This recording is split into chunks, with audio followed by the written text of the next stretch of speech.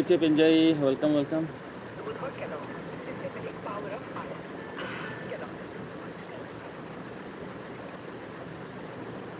Aja like done.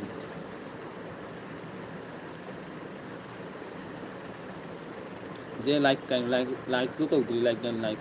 cái like này.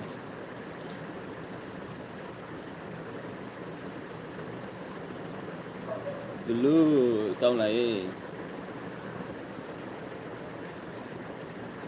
Tao secara vô.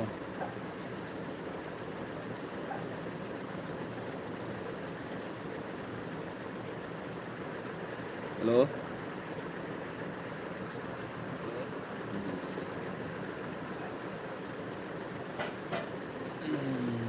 Roji sulai, Roji, welcome, Roji, welcome. Tal leta LB tổng lính đây, phải leta ngana sai thì cái có cái này bây giờ tổng lính tal lính đi. Iche Penjay này cái bây RJ ta deh, ta nggak nih dah. Roji ta bro, mau kon bu, jangan ta bro. Dugagi kanano sibu dugagi dulu itaw na kanaiba chadri thabak tani mobile charge rok tari koi na LB jaw roy mobile charge rokte koi na LB jaw roy ay dugagi roji na kanaiba Iche Penjay call torang bro kali gino ay dugagi hari kana lai salam like dan Iche Penjay na Roji kari jang sage ay tai da dar ay dugagi bong hai to hari kana itaw ay na chili hebo tusan gani yang undang enggak ya tiksa ini itaw dulu na kena ta de makon Roji na kare badar je gi look harbo hadri da dugagi Iche Penjay na kare dulu kari mathal cha ke dugagi Roji na kare iche nga cha ay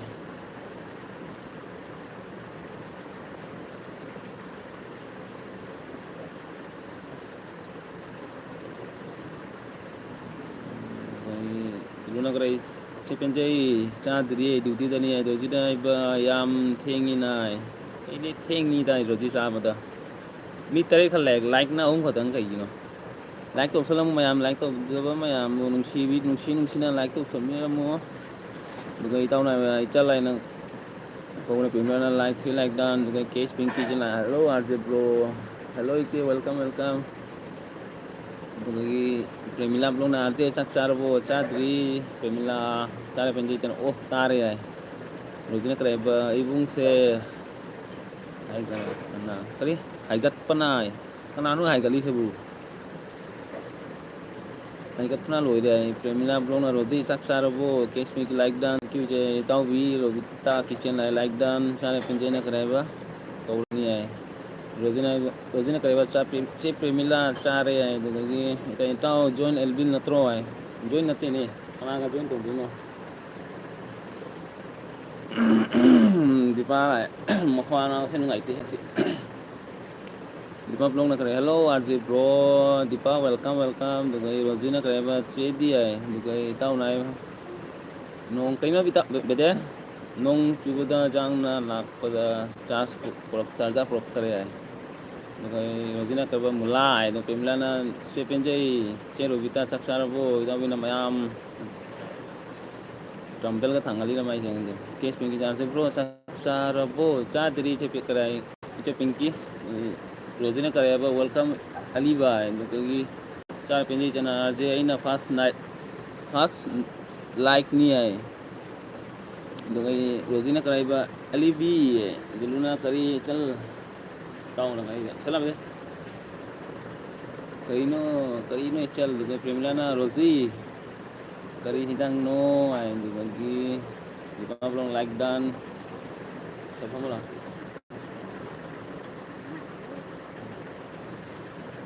ini lang sana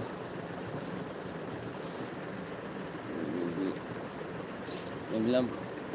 itaw bina kare ba Premila chare nang ji dugagi dulu na chal kai no hoit dugay Roji na mula alibi da attack to salwai ꯑꯂꯤꯕꯤꯗ attack ꯇꯧꯁꯜꯂꯨ ꯍꯥꯏꯕ ꯏꯆꯦ ꯄꯦꯟꯖꯅ ꯄ꯭ꯔꯦꯃꯤꯂꯥ ꯀꯔꯤ ꯃꯊꯦꯜ ꯇꯧꯔꯤꯒꯦ ꯑꯗꯨꯒ ꯗꯤꯄꯥ ꯄ꯭ꯂꯣꯅ ꯊꯦꯡꯀ꯭ꯌꯨ ꯔꯣꯖꯤ ꯕꯣꯝ ꯄꯤꯒꯅꯤ ꯀꯦꯛ ꯄꯤꯒꯅ ꯗꯤꯄꯥ ꯔꯣꯖꯤ ꯔꯣꯕꯤꯇꯥ ꯍꯦꯜꯂꯣ ꯍꯥꯏ ꯑꯗꯨꯒ ꯔꯣꯖꯤꯅ ꯏꯆꯦ ꯄ꯭ꯔꯦꯃꯤꯂꯥ ꯉꯥꯅꯤ ꯏꯆꯦꯗꯤ ꯍꯥꯏ ꯑꯗꯨꯒ ꯏꯆꯥ ꯄꯦꯟꯖꯅ ꯑꯣ ꯗꯨꯂꯨ ꯍꯥꯏ ꯄ꯭ꯔꯦꯃꯤꯂꯥꯅ ꯀꯔꯤ ꯍꯥꯏꯕ ꯆꯥꯔꯤ ꯉꯥ ꯊꯣꯡꯕ ꯑꯂꯨ ꯈꯥꯃꯦꯟ ꯏꯔꯣꯟꯕ ꯉꯥ ꯔꯣꯖꯤꯅ ꯆꯦ ꯄꯤꯡꯀꯤ ꯍꯦꯜꯂꯣ ꯍꯥꯏ ꯗꯤꯄꯥꯅ ꯀꯔꯤ ꯍꯥꯏꯕ ꯆꯦ ꯄꯤꯡꯀꯤ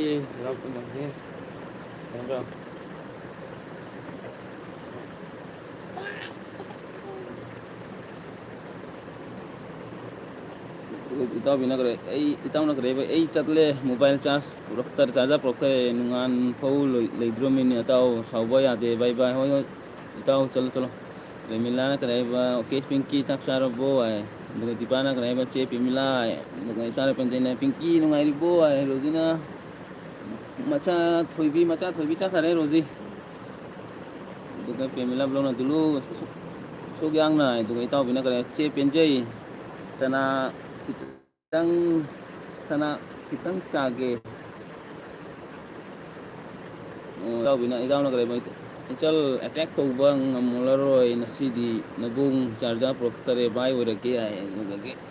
ꯄ꯭ꯔꯦꯃꯤꯂꯥ ꯕ꯭ꯂꯣꯛꯅ ꯀꯔꯤ ꯍꯥꯏꯕ ꯗꯤꯄꯥ ꯆꯥꯛ ꯆꯥꯔꯕꯣ ꯑꯗꯒꯤ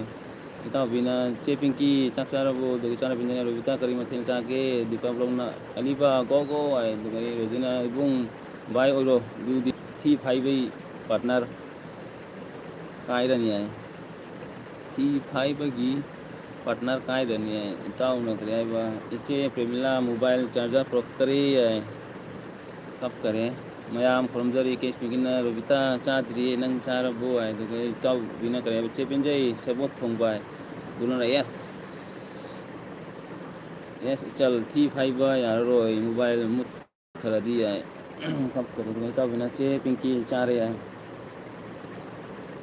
ꯗꯤꯄꯥ ꯕ꯭ꯂꯣꯛꯅ ꯀꯔꯤ ꯍꯥꯏꯕ ꯆꯥꯔꯦ ꯆꯦ ꯄ꯭ꯔꯦꯃꯤꯂꯥ ꯆꯥꯔꯕꯣ ꯍꯥꯏ ꯑꯗꯨꯒ ꯑꯟꯖꯨ ꯁꯤꯡꯍ ꯍꯥꯏ ꯃꯌꯥꯝ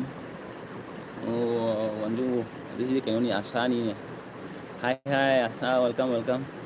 ꯑꯗꯨꯒ ꯏꯆꯥꯅ ꯄꯦꯟꯖꯩ ꯏꯆꯥꯅ ꯔꯣꯕꯤꯇꯥ ꯁꯦꯕꯣꯠ ꯍꯥꯎꯕꯅꯤ ꯍꯥꯏ ꯑꯗꯨꯒ ꯏꯇꯥꯎꯅ ꯀꯔꯤꯕ ꯑꯂꯤꯕꯤ ꯁꯥꯏꯀꯜ ꯄꯥꯏꯔ ꯆꯠꯈꯔꯦ ꯏꯇꯥꯎꯕꯤꯅ ꯆꯦ ꯄꯦꯟꯖꯩ ꯍꯥꯎꯔꯤ ꯍꯥꯏ ꯀꯦ ꯑꯦꯁ ꯄꯤꯡꯀꯤ ꯏꯆꯦꯅ ꯀꯔꯤ ꯍꯥꯏꯕ ꯆꯦ ꯄꯦꯟꯖꯩ ꯅꯨꯡꯉꯥꯏꯔꯤ ꯍꯥꯏ ꯔꯣꯖꯤꯅ ꯀꯔꯤ ꯍꯥꯏꯕ ꯏꯕꯨꯡ ꯚꯥꯏ ꯄꯥꯁꯦ ꯍꯌꯦꯡ ꯑꯣꯏꯅ ꯇꯧꯔꯁꯤ ꯗꯤꯄꯥꯅ ꯀꯔꯤ ꯍꯥꯏꯕ ꯑꯂꯤꯕꯥ ꯒꯨꯗ ꯅꯥꯏꯠ ꯏꯇꯥꯎꯕꯤꯅ ꯀꯔꯤ ꯗꯨꯂꯨ ꯗꯤꯄꯥ ꯃꯅꯥꯇꯣꯟ ꯐꯩꯒꯔꯦ ꯑꯟꯖꯨ ꯁꯤꯡꯍ ꯕ꯭ꯔꯣ ꯂꯥꯏꯛ ꯗꯟ ꯊꯦꯡꯀ꯭ꯌꯨ ꯑꯗꯨꯒ ꯏꯇꯥꯎꯅ ꯀꯔꯤ ꯍꯥꯏꯕ ꯌꯦꯁ ꯏꯆꯜ ꯍꯌꯦꯡ ꯑꯣꯏꯅ ꯇꯧꯔꯁꯤ ꯔꯣꯖꯤꯅ ꯀꯞꯀꯔꯦ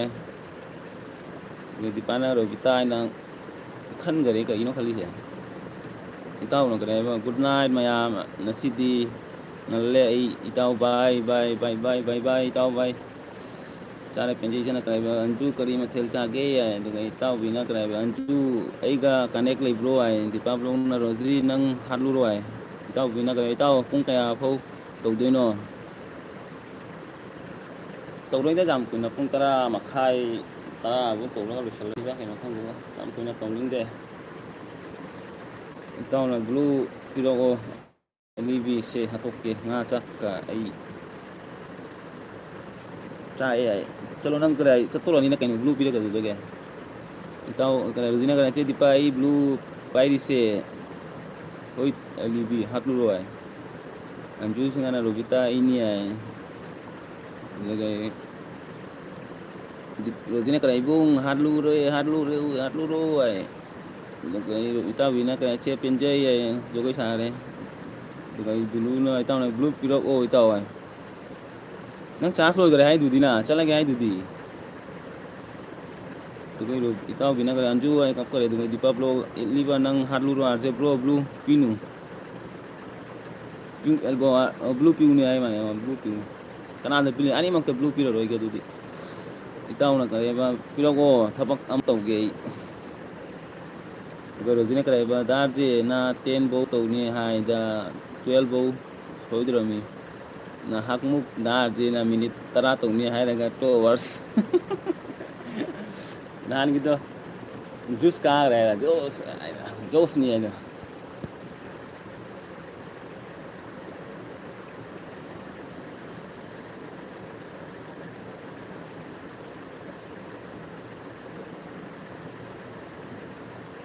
ꯅꯦꯠꯁꯦ ꯃꯁꯥꯗ ꯅꯨꯡꯉꯥꯏꯇꯦ ꯑꯗꯨ ꯑꯃ ꯑꯩ ꯀꯅꯦꯛ ꯇꯧꯔꯛꯀꯦ ꯀꯅꯥꯗ ꯀꯅꯦꯛ ꯇꯧꯗꯣꯏꯅꯣꯅꯦ ꯏꯇꯥꯎꯕꯤ ꯅꯪꯕꯨ ꯀꯗꯥꯏ ꯑꯗꯨ ꯍꯧꯖꯤꯛꯅ ꯀꯗꯥꯏꯕ ꯀꯣꯃꯦꯟ ꯅꯥꯏ ꯌꯥꯏ ꯗꯤꯄꯥꯅ ꯑꯥꯔꯖꯦ ꯕ꯭ꯂꯨ ꯄꯤꯔꯛ ꯀꯠꯇꯤ ꯄꯤꯗꯦ ꯀꯠꯇꯤ ꯌꯥꯏ ꯕ꯭ꯂꯨꯅ ꯀꯔꯤ ꯕ꯭ꯂꯨ ꯄꯤꯌꯨꯅꯦ ꯍꯥꯏꯔꯒ ꯇꯥꯗꯦꯅꯦ ꯗꯥꯔꯁꯦ ꯏꯅꯦꯝꯃꯗꯤ ꯆꯥꯛ ꯊꯣꯡꯉꯤ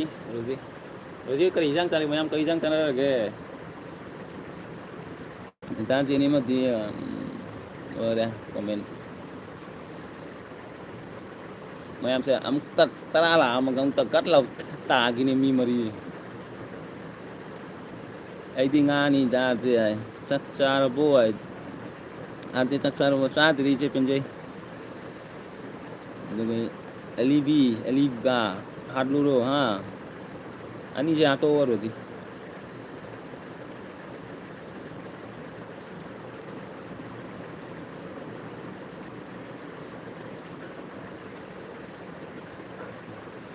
ꯔꯣꯖꯤꯅ ꯀꯔꯥꯏꯕ ꯑꯂꯤꯕꯤ ꯑꯩ ꯕ꯭ꯂꯨ ꯂꯩꯔꯤꯁꯦ ꯎꯗ꯭ꯔꯣ ꯍꯥꯏ ꯑꯗꯨꯒ ꯏꯇꯥꯎꯅ ꯀꯔꯥꯏꯕ ꯕ꯭ꯂꯨ ꯄꯤꯔꯛꯑꯣ ꯑꯩ ꯃꯤ ꯍꯥꯠꯂꯒ ꯆꯠꯀꯦ ꯏꯇꯥꯎ ꯍꯥꯏ ꯑꯗꯨꯒ ꯏꯇꯥꯎꯅ ꯀꯔꯥꯏꯕ ꯆꯜ ꯍꯥꯏ ꯀꯞꯄꯣ ꯑꯗꯨꯒ ꯏꯇꯥꯎꯕꯤꯅ ꯀꯔꯥꯏꯕ ꯑꯟꯖꯨ ꯁꯥꯞ ꯇꯧꯔꯕꯅꯤ ꯍꯥꯏ ꯑꯗꯨꯒ ꯗꯤꯄꯥ ꯕ꯭ꯂꯨꯅ ꯀꯔꯤ ꯂꯥꯏꯐ ꯃꯥꯂꯤꯛ ꯑꯣꯏꯅ ꯍꯥꯠꯂꯒꯦ ꯍꯥꯏ ꯑꯗꯨꯗꯒꯤ ꯏꯆꯥꯅ ꯄꯦꯟꯖꯩ ꯏꯆꯥꯅ ꯔꯣꯕꯤꯇꯥ ꯍꯥꯏꯅ ꯖꯒꯣꯏ ꯁꯥꯔ ꯃꯥꯅ ꯑꯩ ꯁꯨꯝ ꯍꯦꯠꯐꯣꯟ ꯍꯥꯞꯆꯜꯂꯒ ꯔꯣꯖꯤꯅ ꯀꯔꯥꯏꯕ ꯑꯔꯤꯕ ꯑꯂꯤꯕꯤ ꯄꯤ ꯅꯄꯤ ꯗꯣꯡ ꯗꯣꯡ ꯗꯣꯡ ꯇꯥꯀꯤꯇꯥ ꯇꯥꯀꯤꯇꯥ ꯍꯥꯏ ꯑꯗꯨꯒ ꯏꯇꯥꯎꯕꯤꯅ ꯀꯔꯥꯏꯕ ꯆꯦ ꯄꯦꯟꯖꯩ ꯍꯥꯏꯅ ꯃꯥꯒꯤ ꯍꯧꯔ ꯊꯣꯛꯆꯟꯕ ꯁꯦꯕꯣꯠ ꯆꯥꯔ ꯊꯣꯛꯏꯔ ꯍꯣꯏ ꯑꯗꯨꯒ ꯏꯆꯥꯅ ꯄꯦꯟꯖꯩꯅ ꯑꯥꯔꯖꯦ ꯃꯨꯛꯕꯥꯡ ꯇꯧꯔꯣꯏꯗ꯭ꯔꯣ ꯇꯧꯔꯣꯏꯗ ꯏꯆꯦ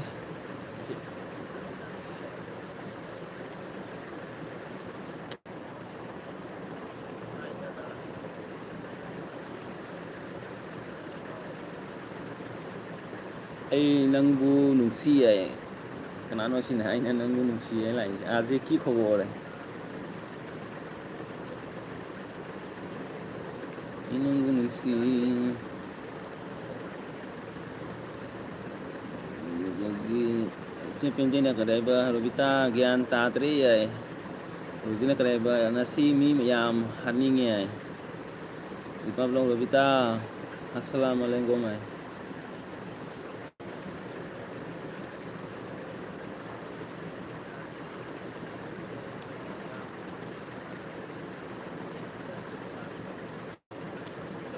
ꯗꯤꯄꯥ ꯀꯔꯤ ꯏꯟꯖꯥꯡ ꯆꯥꯒꯦ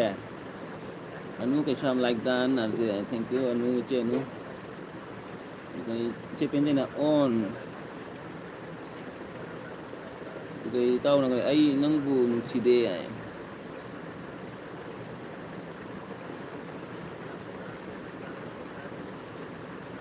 ꯑꯗꯨꯒ ꯔꯣꯖꯤꯅ ꯀꯔꯥꯏꯕ ꯗꯥꯔꯁꯦ ꯈꯔ ꯉꯟꯅ ꯇꯨꯝꯃꯤ ꯃꯌꯥꯝ ꯌꯥꯝ ꯀꯪꯉꯦ ꯍꯥꯏ ꯃꯌꯥꯝ ꯀꯪꯉꯕꯣ ꯑꯩꯁꯦ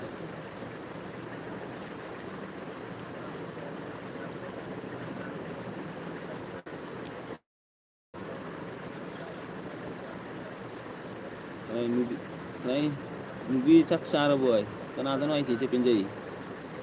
ꯏꯕꯨꯡ ꯀꯅꯥ ꯅꯨꯡꯁꯤꯔꯤꯅꯣ ꯔꯣꯖꯤꯅ ꯍꯥꯏꯕ ꯑꯩ ꯅꯪꯕꯨ ꯅꯨꯡꯁꯤ ꯑꯥꯔꯖꯦ ꯍꯧꯖꯤꯛꯀꯤ ꯃꯤꯠꯇꯣ ꯏꯆꯥꯅ ꯄꯦꯟꯖꯩ ꯑꯕꯨ ꯑꯗꯨꯗꯒꯤ ꯕ꯭ꯂꯨꯅ ꯀꯔꯥꯏꯕ ꯏꯆꯜ ꯕꯨꯠ ꯅꯨꯡꯁꯤ ꯏꯆꯜ ꯕꯨꯠꯇ ꯅꯨꯡꯁꯤ ꯍꯥꯏ ꯑꯅꯨ ꯏꯆꯦꯅ ꯀꯔꯥꯏꯕ ꯆꯦ ꯄꯦꯟꯖꯩ ꯆꯥꯛ ꯆꯥꯔꯕꯣ ꯍꯥꯏ ꯑꯗꯨꯒ ꯏꯇꯥꯎꯕꯤꯅ ꯑꯅꯨ ꯍꯥꯏ ꯂꯦꯒ ꯄꯤꯁ ꯑꯗꯩ ꯕ꯭ꯂꯨꯅ ꯀꯔꯤ ꯍꯥꯏꯕ ꯏꯇꯥꯎꯅ ꯆꯠꯂꯦ ꯑꯩ ꯍꯟꯗꯛꯇꯤ ꯍꯥꯏ ꯑꯗꯨꯒ ꯏꯇꯥꯎꯕꯤꯅ ꯔꯥꯁ ꯍꯥꯏꯈ꯭ꯔꯕ ꯔꯥꯁ ꯂꯥꯛꯄ꯭ꯔꯣ ꯀꯁꯥꯔ ꯅꯟꯗꯤ ꯕ꯭ꯂꯣꯛ ꯑꯥꯔꯖꯦ ꯑꯃꯤ ꯑꯁꯤ ꯍꯥꯏ ꯑꯗꯨꯒ ꯔꯣꯖꯤꯅ ꯀꯔꯥꯏꯕ ꯕꯥꯏ ꯏꯕꯨꯡ ꯍꯥꯏ ꯑꯗꯨꯒ ꯏꯆꯥꯅ ꯄꯦꯟꯖꯩ ꯏꯆꯦꯅ ꯔꯣꯕꯤꯇꯥ ꯑꯩ ꯅꯪꯕꯨ ꯅꯨꯡꯁꯤ ꯏꯆꯦ ꯔꯣꯕꯤ ꯍꯥꯏ ꯔꯣꯕꯤꯇꯥ ꯀꯤꯆꯟ ꯆꯦ ꯄꯦꯟꯖꯩ ꯍꯥꯏꯅ ꯖꯒꯣꯏ ꯁꯥꯔꯦ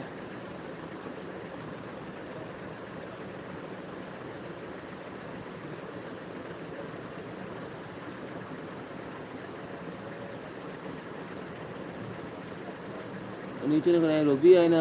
ꯅꯨꯡꯗꯪ ꯄꯥꯏꯈꯔꯦ ꯀꯁꯥꯔ ꯅꯟꯗꯤ ꯔꯣꯕꯤ ꯍꯥꯏꯅ ꯂꯛꯄꯤ ꯔꯣꯕꯤꯇꯥ ꯏꯇꯥꯎꯕꯤꯅ ꯀꯁꯥꯔ ꯍꯥꯏꯅ ꯅꯝꯕꯦꯜꯂꯒ ꯔꯣꯖꯤꯅ ꯀꯔꯥꯏꯕ ꯑꯩ ꯅꯪ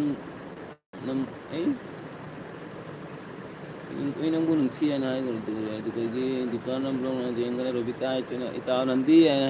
ꯐꯖꯅꯗꯤꯅ ꯑꯅꯨꯁꯦ ꯆꯥꯛꯀꯨꯅ ꯊꯤꯟꯗꯣꯏꯅ ꯆꯥꯛꯀꯨꯗꯅ ꯍꯧꯖꯤꯅ ꯀꯗꯥꯏ ꯗꯤꯄꯥ ꯕ꯭ꯂꯣꯛ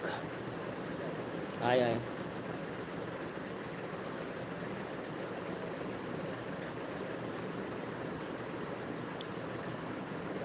ꯂꯥꯏꯛ ꯂꯩꯇꯦ ꯂꯥꯏꯛ ꯃꯥꯄꯜ ꯈꯛꯇꯪ ꯂꯩ ꯆꯠꯇꯅ ꯍꯥꯏꯕ ꯑꯩꯈꯣꯏ ꯏꯆꯦꯟꯖꯂꯤ ꯌꯥꯖꯕ꯭ꯔꯣ ꯍꯥꯏ ꯏꯆꯦꯟꯖꯂꯤ ꯋꯦꯜꯀꯝ ꯑꯅꯨ ꯏꯆꯦꯅ ꯀꯗꯕ ꯅꯪꯒꯤ ꯑꯦꯜꯕꯤꯁꯦ ꯃꯤ ꯂꯩꯇꯦꯗ ꯀꯩꯒꯤꯅꯣ ꯍꯥꯏ ꯈꯪꯗꯦ ꯑꯩ ꯃꯤꯁꯤꯡꯁꯦ ꯑꯩꯈꯣꯏ ꯀꯥꯏ ꯃꯥꯡꯈ꯭ꯔꯅꯣ ꯑꯩ ꯅꯪꯕꯨ ꯅꯨꯡꯁꯤꯌꯦ ꯑꯥꯔꯁꯤ ꯑꯣꯟ ꯗꯤꯄꯥ ꯔꯣꯖꯤ ꯑꯩ ꯕꯥꯏ ꯑꯣꯏꯔꯒꯦ ꯑꯗꯒꯤ ꯏꯇꯥꯎꯕꯤꯅ ꯀꯌꯥꯅꯣ ꯂꯦꯛ ꯄꯤꯁꯇꯨ ꯀꯩ ꯆꯥꯅ ꯄꯦꯟꯖꯩ ꯑꯩ ꯅꯪꯕꯨ ꯅꯨꯡꯁꯤ ꯀꯅꯥꯅꯣ ꯑꯅꯨ ꯀꯩꯁꯥꯝ ꯅꯟꯗꯤ ꯑꯗꯨꯒ ꯏꯆꯦ ꯑꯟꯖꯂꯤꯅ ꯀꯔꯤ ꯍꯥꯏꯕ ꯂꯥꯏꯛ ꯗꯟ ꯑꯗꯨꯒ ꯔꯣꯖꯤꯅ ꯀꯔꯤ ꯍꯥꯏꯕ ꯆꯦ ꯔꯣꯕꯤꯇꯥ ꯊꯤ ꯐꯥꯏꯗꯣꯛꯄꯨꯔꯣ ꯍꯥꯏ ꯆꯦ ꯔꯣꯕꯤꯇꯥ ꯊꯤ ꯐꯥꯏꯗꯣꯛꯎꯔꯣ ꯍꯥꯏ ꯏꯇꯥꯎꯕꯤꯅ ꯀꯔꯤ ꯗꯤꯄꯥ ꯑꯗꯨꯗꯒꯤ ꯑꯩ ꯅꯪꯕꯨ ꯅꯨꯡꯁꯤ ꯑꯩ ꯂꯥꯏꯛ ꯗꯟ ꯑꯗꯒꯤ ꯏꯇꯥꯎꯕꯤꯅ ꯀꯩ ꯔꯣꯖꯤ ꯍꯣꯏ ꯍꯣꯏ ꯅꯣꯛꯈꯔꯦ ꯑꯗꯣ ꯏꯆꯥꯅ ꯌꯥꯅꯨ ꯀꯔꯤ ꯃꯊꯦꯜ ꯆꯥꯒꯦ ꯀꯁꯥꯅꯗꯤꯅ ꯇꯦꯟ ꯂꯥꯏꯛ ꯍꯥꯞꯆꯩ ꯌꯥꯏ ꯑꯗꯨꯒ ꯔꯣꯖꯤꯅ ꯀꯔꯤ ꯍꯥꯏꯕ ꯀꯔꯤ ꯅꯣ ꯆꯦ ꯗꯤꯄꯥ ꯀꯥꯏ ꯆꯠꯇꯣꯏꯅꯣ ꯆꯦ ꯗꯤꯄꯥ ꯏꯆꯦ ꯑꯟꯖꯂꯤꯅ ꯀꯔꯤ ꯕ꯭ꯔꯣ ꯆꯥꯛ ꯆꯥꯔꯕꯣ ꯍꯥꯏ ꯏꯆꯦ ꯆꯥꯛ ꯆꯥꯗ꯭ꯔꯤ ꯆꯥꯛ ꯊꯣꯡꯉꯤ ꯑꯗꯨꯒ ꯀꯩꯁꯝꯅ ꯔꯣꯇꯤ ꯍꯥꯏꯔ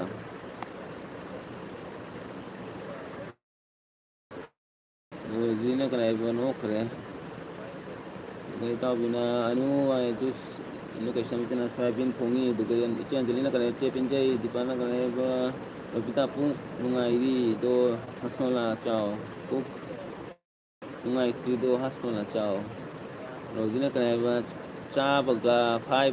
ꯐꯥꯏꯕꯗ ꯏꯀꯥꯏꯕ ꯌꯥꯗꯦ ꯆꯥꯕ ꯐꯥꯏꯕ ꯏꯀꯥꯏꯕ ꯌꯥꯗꯦꯀꯣ ꯈ꯭ꯋꯥꯏꯗꯩ ꯂꯨꯕ ꯊꯕꯛꯅꯤ ꯍꯥꯏ ꯏꯇꯥꯎꯕꯤꯅ ꯆꯦ ꯄꯦꯟꯖꯩ ꯍꯥꯏꯅ ꯖꯒꯣꯏ ꯁꯥꯔꯦ ꯑꯗꯒꯤ ꯆꯦ ꯄꯦꯟꯖꯩꯅ ꯀꯔꯤ ꯍꯥꯏ ꯑꯟꯖꯨꯂꯤ ꯆꯥꯛ ꯆꯥꯔꯕꯣ ꯍꯥꯏ ꯃꯃꯤꯡꯒꯗꯤ ꯑꯅꯧ ꯑꯅꯧꯕ ꯃꯃꯤꯡ ꯊꯣꯜꯂꯦ ꯆꯦ ꯄꯦꯟꯖꯩꯁꯤꯕꯣ ꯑꯗꯨꯒ ꯑꯅꯨ ꯀꯩꯁꯥꯝ ꯑꯥꯔꯖꯦ ꯆꯥꯛ ꯈꯩꯁꯤꯅꯤ ꯍꯥꯏ ꯆꯥꯗ꯭ꯔꯤ ꯆꯥꯛ ꯏꯆꯦ ꯑꯅꯨ ꯑꯩꯈꯣꯏ ꯏꯇꯥꯎꯕꯤꯅꯒ ꯗꯤꯄꯥ ꯅꯪ ꯂꯩꯔꯒ ꯑꯩꯗꯤ ꯄꯩꯁꯥ ꯂꯩꯇꯦ ꯍꯥꯏ ꯆꯦ ꯄꯦꯟꯖꯩ ꯆꯥꯗ꯭ꯔꯤ ꯑꯗꯨꯒ ꯏꯆꯥ ꯄꯦꯟꯖꯩ ꯔꯣꯕꯤꯇꯥ ꯑꯗꯨꯒ ꯑꯅꯨ ꯀꯩꯁꯥꯝꯅ ꯔꯣꯕꯤ ꯔꯣꯕꯤꯇꯥꯅ ꯆꯦ ꯄꯦꯟꯖꯩ ꯇꯤꯟꯆꯥꯛ ꯗꯤꯄꯥ ꯕ꯭ꯂꯣꯛ ꯔꯣꯖꯤ ꯃꯣꯟ ꯃꯥꯅꯦꯅ ꯍꯥꯏ ꯑꯗꯨꯒ ꯏꯇꯥꯎꯕꯤꯅ ꯔꯣꯖꯤ ꯃꯅꯤ ꯍꯥꯏ ꯔꯣꯖꯤ ꯃꯅꯤ ꯍꯥꯏ ꯑꯩ ꯅꯪꯕꯨ ꯅꯨꯡꯁꯤ ꯍꯥꯏꯔꯒ ꯆꯦ ꯔꯣꯕꯤ ꯆꯦ ꯄꯦꯟꯖꯩ ꯑꯗꯨꯒ ꯆꯦ ꯄꯦꯟꯖꯩ ꯔꯣꯕꯤꯇꯥ ꯍꯥꯏꯅ ꯖꯒꯣꯏ ꯁꯥꯕꯅꯦ ꯅꯣꯡꯗꯣꯛꯄꯅꯦ ꯏꯆꯦ ꯄꯦꯟꯖꯩ ꯀꯥꯏꯅꯤ ꯌꯦꯡꯉꯨꯀꯣ ꯗꯤꯄꯥ ꯕ꯭ꯂꯣꯛ ꯑꯥꯔꯖꯦ ꯕ꯭ꯔꯣ ꯕꯥꯏ ꯕꯥꯏ ꯒꯨꯗ ꯅꯥꯏꯠ ꯗꯤꯄꯥ ꯕꯥꯏ ꯕꯥꯏ ꯑꯗꯩ ꯀꯁꯥꯅꯗꯤꯅ ꯀꯔꯤ ꯑꯥꯔꯖꯦ ꯑꯩꯉꯣꯟꯗ ꯆꯥꯛ ꯊꯣꯡꯂꯤꯀꯣ ꯍꯥꯏ ꯑꯗꯨꯗꯒꯤ ꯏꯇꯥꯎꯕꯤꯅ ꯑꯩ ꯅꯪꯕꯨ ꯅꯨꯡꯁꯤ ꯍꯥꯏ ꯏꯇꯥꯎꯕꯤꯅ ꯀꯔꯤ ꯍꯥꯏꯕ ꯑꯅꯨ ꯍꯥꯏ ꯏꯆꯥ ꯄꯦꯟꯖꯩ ꯔꯣꯕꯤꯇꯥ ꯇꯤꯟꯆꯥꯛ ꯑꯩ ꯅꯪꯕꯨ ꯅꯨꯡꯁꯤ ꯑꯩ ꯀꯣꯃꯦꯟ ꯏꯕ ꯇꯞꯂꯤꯁꯦ ꯃꯣꯕꯥꯏꯜ ꯑꯍꯨꯝꯗꯒꯤ ꯑꯦꯜꯕꯤ ꯑꯍꯨꯝ ꯌꯥꯎꯔꯤ ꯍꯥꯏ ꯍꯜꯂꯣ ꯑꯅꯨ ꯀꯩꯁꯥꯝ ꯔꯣꯕꯤ ꯍꯥꯏ ꯀꯁꯥꯅꯟꯗꯤꯅ ꯀꯔꯤ ꯍꯥꯏꯕ ꯑꯣꯟ ꯔꯣꯖꯤꯅ ꯀꯔꯤ ꯍꯥꯏꯕ ꯅꯥꯏ ꯀꯣꯃꯦꯟ ꯅꯥꯏ ꯌꯥꯝ ꯀꯨꯏ ꯇꯧꯔꯔꯣꯏ ꯋꯥꯔꯦ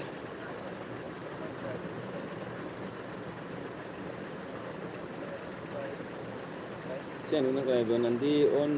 ꯌꯥꯔꯣꯏ ꯍꯥꯏ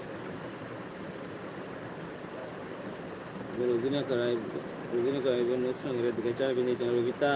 ꯑꯩ ꯅꯪꯕꯨ ꯅꯨꯡꯁꯤ ꯍꯥꯏꯁꯦ ꯀꯅꯥꯅꯣ ꯍꯥꯏ ꯏꯇꯥꯎꯕꯤꯅ ꯑꯅꯨ ꯍꯥꯏꯅ ꯃꯥꯛꯁ ꯎꯠꯁꯟꯈꯔꯦ ꯑꯅꯨ ꯀꯩꯁꯥꯝ ꯄꯨꯡ ꯑꯃ ꯐꯥꯎꯕ ꯊꯥꯗꯣꯏꯔꯣ ꯍꯥꯏ ꯏꯆꯦ ꯑꯅꯨ ꯌꯥꯝ ꯀꯨꯏꯅ ꯊꯥꯔꯔꯣꯏ ꯄꯨꯡ ꯑꯃꯃꯨꯛ ꯊꯥꯔꯒꯦ ꯊꯥꯅꯤꯡꯗ꯭ꯔꯦ ꯌꯥꯝ ꯏꯅꯥꯎ ꯔꯥꯖꯤꯞ ꯒꯥꯟꯙꯤ ꯃꯣꯏꯃ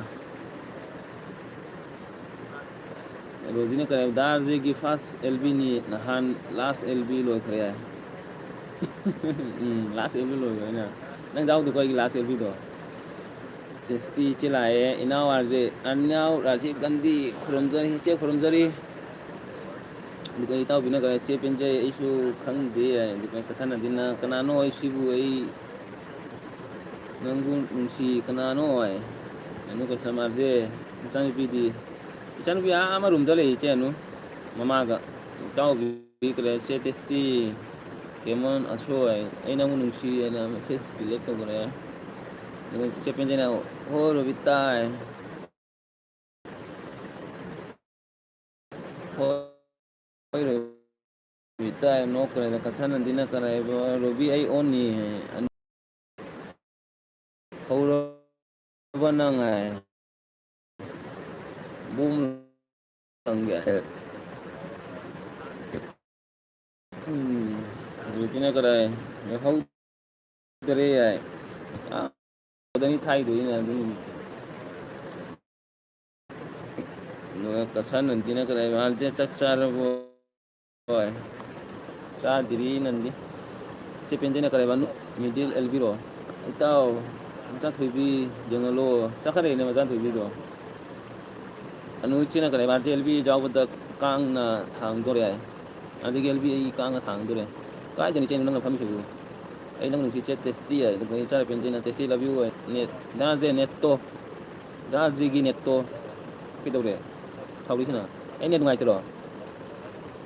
ꯏꯇꯥꯎꯕꯤꯅ ꯀꯔꯤ ꯑꯅꯨ ꯀꯩꯁꯝꯅꯥꯠꯁꯦ ꯋꯥꯔꯕꯣ ꯅꯪꯒꯤ ꯑꯦꯜꯕꯤꯗ ꯁꯞꯄꯣꯔꯠ ꯇꯧꯕꯗ ꯋꯥꯔꯦ ꯏꯆꯦ ꯃꯌꯥꯝꯁꯦ ꯈꯔ ꯌꯥꯡꯅ ꯀꯔꯤ ꯍꯥꯏ ꯃꯣꯅꯤꯇꯥꯏꯁ ꯇꯧꯔꯣ ꯍꯥꯏꯅ ꯃꯌꯥꯝꯒꯤꯗꯃꯛꯇ ꯁꯞꯄꯣꯔꯠ ꯇꯧꯕꯅꯤ ꯑꯗꯨꯗꯒꯤ ꯃꯌꯥꯝꯒꯤ ꯍꯦꯜꯞ ꯑꯣꯏꯇꯥꯔꯦ ꯑꯗꯨꯒ ꯏꯆꯦ ꯇꯦꯁꯤꯅ ꯀꯔꯤ ꯍꯥꯏꯕ ꯑꯩꯁꯨ ꯅꯪꯕꯨ ꯅꯨꯡꯁꯤ ꯑꯩ ꯅꯪꯕꯨ ꯅꯨꯡꯁꯤ ꯀꯁꯥꯅꯗꯤꯅ ꯆꯦ ꯇꯦꯁꯇꯤ ꯑꯗꯨꯒ ꯏꯇꯥꯎꯕꯤꯅ ꯆꯦ ꯇꯦꯁꯇꯤ ꯅꯣꯛꯈ꯭ꯔꯦ ꯑꯅꯨ ꯀꯩꯁꯥꯝꯅ ꯀꯔꯤ ꯔꯣꯇꯤ ꯅꯨꯡꯇꯤ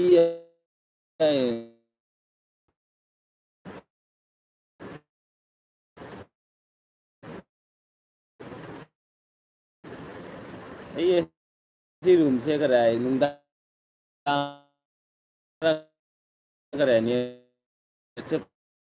ꯄ꯭ꯔꯣꯕ꯭ꯂꯦꯝ ꯉꯁꯥꯏ ꯅꯨꯡꯊꯤꯟꯗꯤ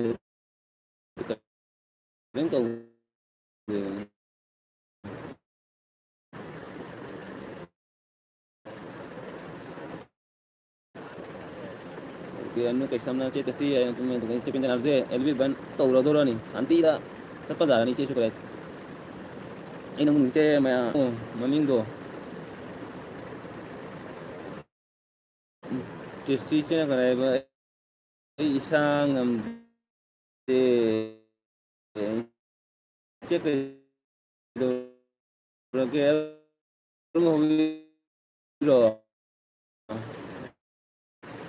ꯍꯟꯗꯛ ꯃꯔꯛꯁꯦ ꯃꯌꯥꯝꯁꯦ ꯑꯔꯨꯝ ꯂꯣꯛ ꯑꯔꯨꯝ ꯇꯧ ꯂꯩꯔꯦ ꯁꯥꯕꯁꯤꯗ ꯏꯆꯦ ꯑꯅꯨꯅ ꯀꯔꯤ ꯍꯥꯏꯕ ꯔꯣꯕꯤ ꯍꯥꯏꯅ ꯖꯒꯣꯏ ꯁꯥꯔꯦ ꯑꯗꯨꯒ ꯏꯇꯥꯎꯕꯤꯅ ꯑꯅꯨ ꯍꯥꯏꯅ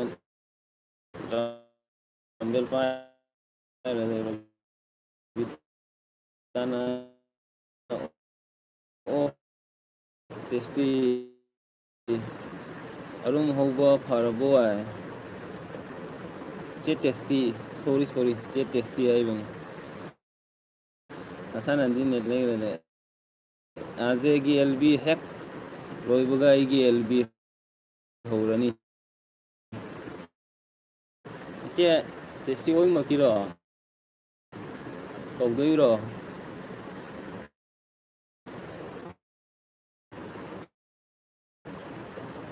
ꯇꯧꯔꯗꯤ ꯂꯥꯛꯀꯦ ꯆꯦ ꯇꯦꯁꯇꯤ ꯑꯦꯜꯕꯤꯗ ꯏꯆꯦ ꯇꯦꯁꯇꯤꯒꯤ ꯑꯦꯜꯕꯤ ꯅꯨꯡꯉꯥꯏꯕꯅꯤ ꯑꯃꯝꯕ ꯑꯦꯜꯕꯤ ꯅꯨꯡꯉꯥꯏꯕꯅꯤ ꯑꯅꯨ ꯀꯩꯁꯝꯅ ꯑꯥꯔꯖꯦ ꯑꯩ ꯅꯦꯠ ꯐꯪꯕ ꯃꯐꯝꯁꯦ ꯃꯔꯛꯇ ꯑꯣꯏꯅ ꯂꯩꯔꯝꯃꯦ ꯌꯥꯏ ꯇꯤꯝꯕꯥ ꯐꯥꯖꯤꯟꯖꯅꯤ ꯆꯤꯛꯊꯖꯅꯤ ꯑꯃꯨꯛ ꯑꯩ ꯅꯪꯕꯨ ꯅꯨꯡꯁꯤ ꯑꯥꯔꯖꯦ ꯅꯦꯠ ꯎꯔꯨ ꯈꯪꯗꯦꯅꯦ ꯔꯣꯜꯖꯤ ꯍꯥꯏꯔꯦ ꯕꯣꯝ ꯍꯥꯏꯔꯦ ꯑꯗꯨꯒ ꯏꯆꯦ ꯄꯦꯟꯖꯩꯅ ꯑꯅꯨ ꯍꯪꯉꯦ ꯀꯁꯥꯅꯗꯤ ꯕ꯭ꯂꯣꯛ ꯆꯥꯔꯒ ꯄꯦꯟꯖꯩ ꯈꯪꯗꯦꯅꯦ ꯀꯣꯃꯦꯟ ꯁꯤꯒꯔ ꯂꯣꯏꯗꯅ ꯀꯅꯥ ꯂꯥꯛꯏꯅꯣ ꯏꯆꯦ ꯄ꯭ꯔꯦꯃꯤꯂꯥ ꯂꯥꯛꯄ꯭ꯔꯣ ꯀꯥꯏꯅꯣ ꯅꯦꯠꯁꯦ ꯇꯞꯄꯅ ꯈꯪꯗ꯭ꯔꯦ ꯄ꯭ꯔꯦꯃꯤꯂꯥ ꯑꯦꯜꯕꯤ ꯇꯧꯔꯣꯏꯗ꯭ꯔꯣ ꯄ꯭ꯔꯦꯃꯤꯂꯥ ꯂꯥꯛꯄ꯭ꯔꯣ ꯎꯁꯨ ꯎꯗꯦ ꯁꯤꯗ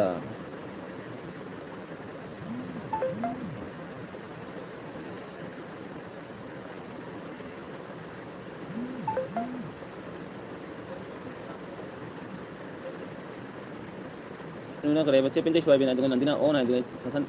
ꯆꯦꯄꯦꯟ ꯀꯔꯦ ꯕ ꯑꯣ ꯔꯣꯖꯤꯅ ꯏꯆꯦꯅ ꯅꯣꯏꯔꯦ ꯍꯥꯏ ꯈꯪꯗꯦꯅꯦ ꯅꯣꯏꯔꯕꯅ ꯃꯌꯥꯡ ꯀꯪꯉꯕ ꯀꯃꯥꯏ ꯂꯩꯇ꯭ꯔꯕꯣ ꯁꯤꯒ ꯏꯆꯦ ꯑꯗꯩ ꯃꯁꯥ ꯅꯣꯏꯔꯝ ꯈꯔ ꯅꯣꯏꯔꯝꯃꯦ ꯀꯃꯥꯏ ꯂꯩ ꯂꯥꯛꯇꯦ ꯀꯩꯒꯤꯅꯣꯅꯦ ꯑꯩ ꯅꯦꯠꯁꯤꯅ ꯖꯥꯠꯇꯅ ꯇꯧꯔꯤꯅ ꯀꯩꯅꯣ ꯈꯪꯗꯔꯤꯅꯦ ꯑꯖꯩ ꯃꯁꯥ ꯅꯣꯏꯔꯝꯃꯦ ꯁꯤꯒ ꯌꯦꯡꯉꯤꯌꯣ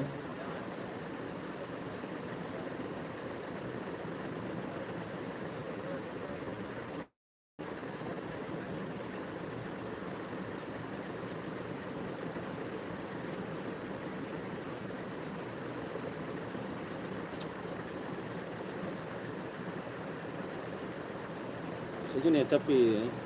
ꯌꯥꯗ꯭ꯔꯦ ꯆꯞꯄ ꯂꯩꯔꯦ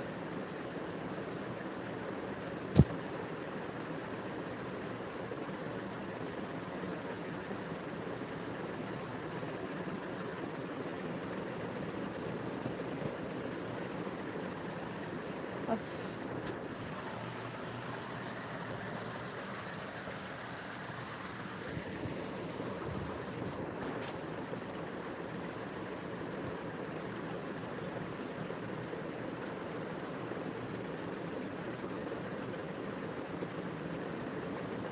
ꯑꯗꯩ ꯍꯤꯗꯥꯛ ꯆꯥꯎ ꯅꯣꯏꯅꯕ ꯅꯟꯗꯤꯅ ꯑꯣꯟꯗꯨꯒ ꯑꯩ ꯅꯪꯕꯨ ꯅꯨꯡꯁꯤꯌꯦ ꯑꯖꯩ ꯍꯤꯗꯥꯛ ꯆꯥꯎ ꯅꯣꯏꯅꯕ ꯑꯁ ꯅꯣꯏꯕ ꯍꯤꯗꯥꯛ ꯆꯥꯅꯤꯡꯗꯦꯗ ꯃꯁꯥꯅ ꯅꯣꯏꯔꯛꯑꯗꯤ ꯅꯣꯏꯕ ꯍꯤꯗꯥꯛ ꯆꯥꯅꯤꯡꯗꯕ ꯁꯥꯏꯠ ꯏꯐꯦꯛ ꯑꯣꯏꯔꯛꯀꯗ꯭ꯔꯥ ꯈꯪꯗꯦ ꯑꯗꯨ ꯆꯥꯔꯒ ꯑꯗꯨꯒ ꯔꯣꯖꯤꯅ ꯀꯔꯤ ꯍꯥꯏꯕ ꯑꯃꯨꯛ ꯆꯞꯄ ꯌꯥꯏ ꯈꯪꯗꯔꯦ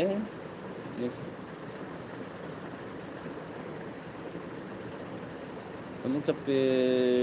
ꯉꯁꯥꯏ ꯑꯌꯨꯛꯇꯗꯤ ꯅꯟदिꯒ ꯖꯣꯏꯟ ꯌꯥꯎꯕꯗꯗꯤ ꯀꯔꯤꯝ ꯇꯧꯗꯕꯅꯤ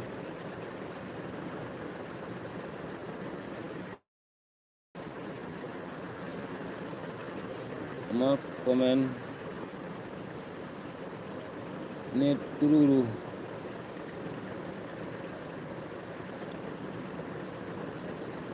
5Gꯅꯤ ꯍꯥꯏ ꯃꯌꯥꯝ 5G ꯅꯦꯠꯅꯤ ꯍꯥꯏ ꯅꯦꯠꯅ ꯀꯌꯥ ꯐꯠꯇꯤꯅꯣ ꯃꯐꯝ ꯑꯦꯔꯤꯌꯥꯁꯦ ꯌꯥꯝ ꯐꯠꯇꯦ ꯍꯥꯏꯕ ꯁꯤ ꯃꯐꯝꯁꯦ ꯑꯦꯔꯤꯌꯥ ꯖꯤꯑꯣ ꯑꯦꯔꯤꯌꯥ ꯖꯤꯑꯣꯅꯤ ꯍꯥꯏꯕ ꯑꯩ ꯂꯩ ꯑꯦꯔꯤꯌꯥꯁꯦ ꯅꯦꯠ ꯌꯥꯝ ꯐꯠꯇꯦ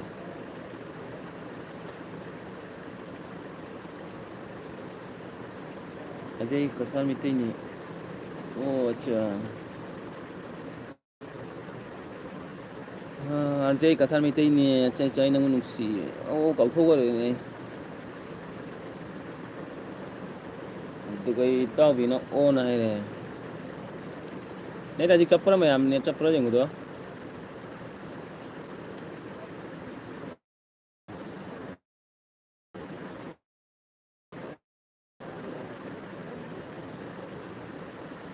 ꯊꯣꯏꯕꯤ ꯆꯅꯨ ꯑꯖꯩ 15 ꯂꯥꯏꯛ ꯅꯣꯏ ꯒꯨꯍꯥꯇꯤ ꯄꯨꯝꯃꯦ ꯒꯨꯍꯥꯇꯤ ꯄꯨꯝꯃꯤ ꯅꯠꯇꯦ ꯔꯣꯖꯤ ꯀꯔꯤ ꯍꯥꯏ ꯑꯦꯔꯤꯌꯥꯗꯅ ꯇꯧꯔꯤꯅꯦ ꯖꯤꯑꯣꯁꯦ ꯌꯥꯝꯅ ꯀꯔꯤ ꯍꯥꯏ ꯃꯥꯏ ꯑꯦꯔꯤꯌꯥ ꯌꯦꯡꯉꯒ ꯅꯦꯠꯁꯦ ꯌꯥꯝ ꯐꯪꯉꯦꯕ ꯂꯣꯏ ꯑꯦꯔꯤꯌꯥ ꯃꯐꯝꯗ ꯀꯔꯦ ꯖꯤꯑꯣꯁꯦ ꯅꯦꯠ ꯌꯥꯝ ꯅꯨꯡꯉꯥꯏ ꯃꯐꯝ ꯃꯐꯝꯗ ꯅꯨꯡꯉꯥꯏꯕ ꯅꯦꯠ ꯂꯩꯌꯦꯕ ꯅꯨꯡꯉꯥꯏꯑꯕ ꯑꯩꯒꯤ ꯑꯦꯔꯤꯌꯥꯁꯦ ꯈꯔ ꯅꯦꯠ ꯈꯔ ꯅꯨꯡꯉꯥꯏꯇꯦ ꯍꯥꯏꯇꯥꯔꯦ ꯖꯤꯑꯣꯁꯦ ꯑꯗꯨꯒ ꯏꯇꯥꯎꯕꯤꯅ ꯀꯁꯥꯔ ꯉꯁꯤ ꯅꯪꯒꯤ ꯃꯨꯛꯕꯥꯡꯒꯤ ꯉꯥꯗꯣ ꯕꯤꯠꯀꯤ ꯀꯧꯗ꯭ꯔꯣ ꯁꯤ ꯀꯩꯅꯣ ꯀꯧꯕꯅꯤ ꯁꯤ ꯉꯥꯗꯣ ꯀꯔꯤ ꯍꯥꯏ ꯑꯗꯨ ꯉꯥꯗꯣ ꯀꯩꯅꯣ ꯉꯥ ꯀꯧꯕꯅꯤ ꯉꯁꯪ ꯉꯥꯡꯕꯅꯤ ꯍꯥꯏꯕ ꯉꯥꯗꯣ ꯀꯩꯅꯣꯝ ꯀꯧꯕꯅꯤ ꯀꯥꯎꯊꯣꯛꯈ꯭ꯔꯦ ꯉꯥꯗꯣ ꯑꯩ ꯅꯪꯕꯨ ꯅꯨꯡꯁꯤꯌꯦ ꯑꯃ ꯑꯥꯏꯗꯤꯗꯣ ꯑꯇꯣꯞꯄꯒꯤ ꯑꯦꯜꯕꯤ ꯌꯥꯎꯔꯤ ꯍꯥꯏ ꯑꯗꯨꯗꯩ ꯏꯇꯥꯎꯕꯤꯅ ꯆꯦ ꯇꯦꯁꯇꯤ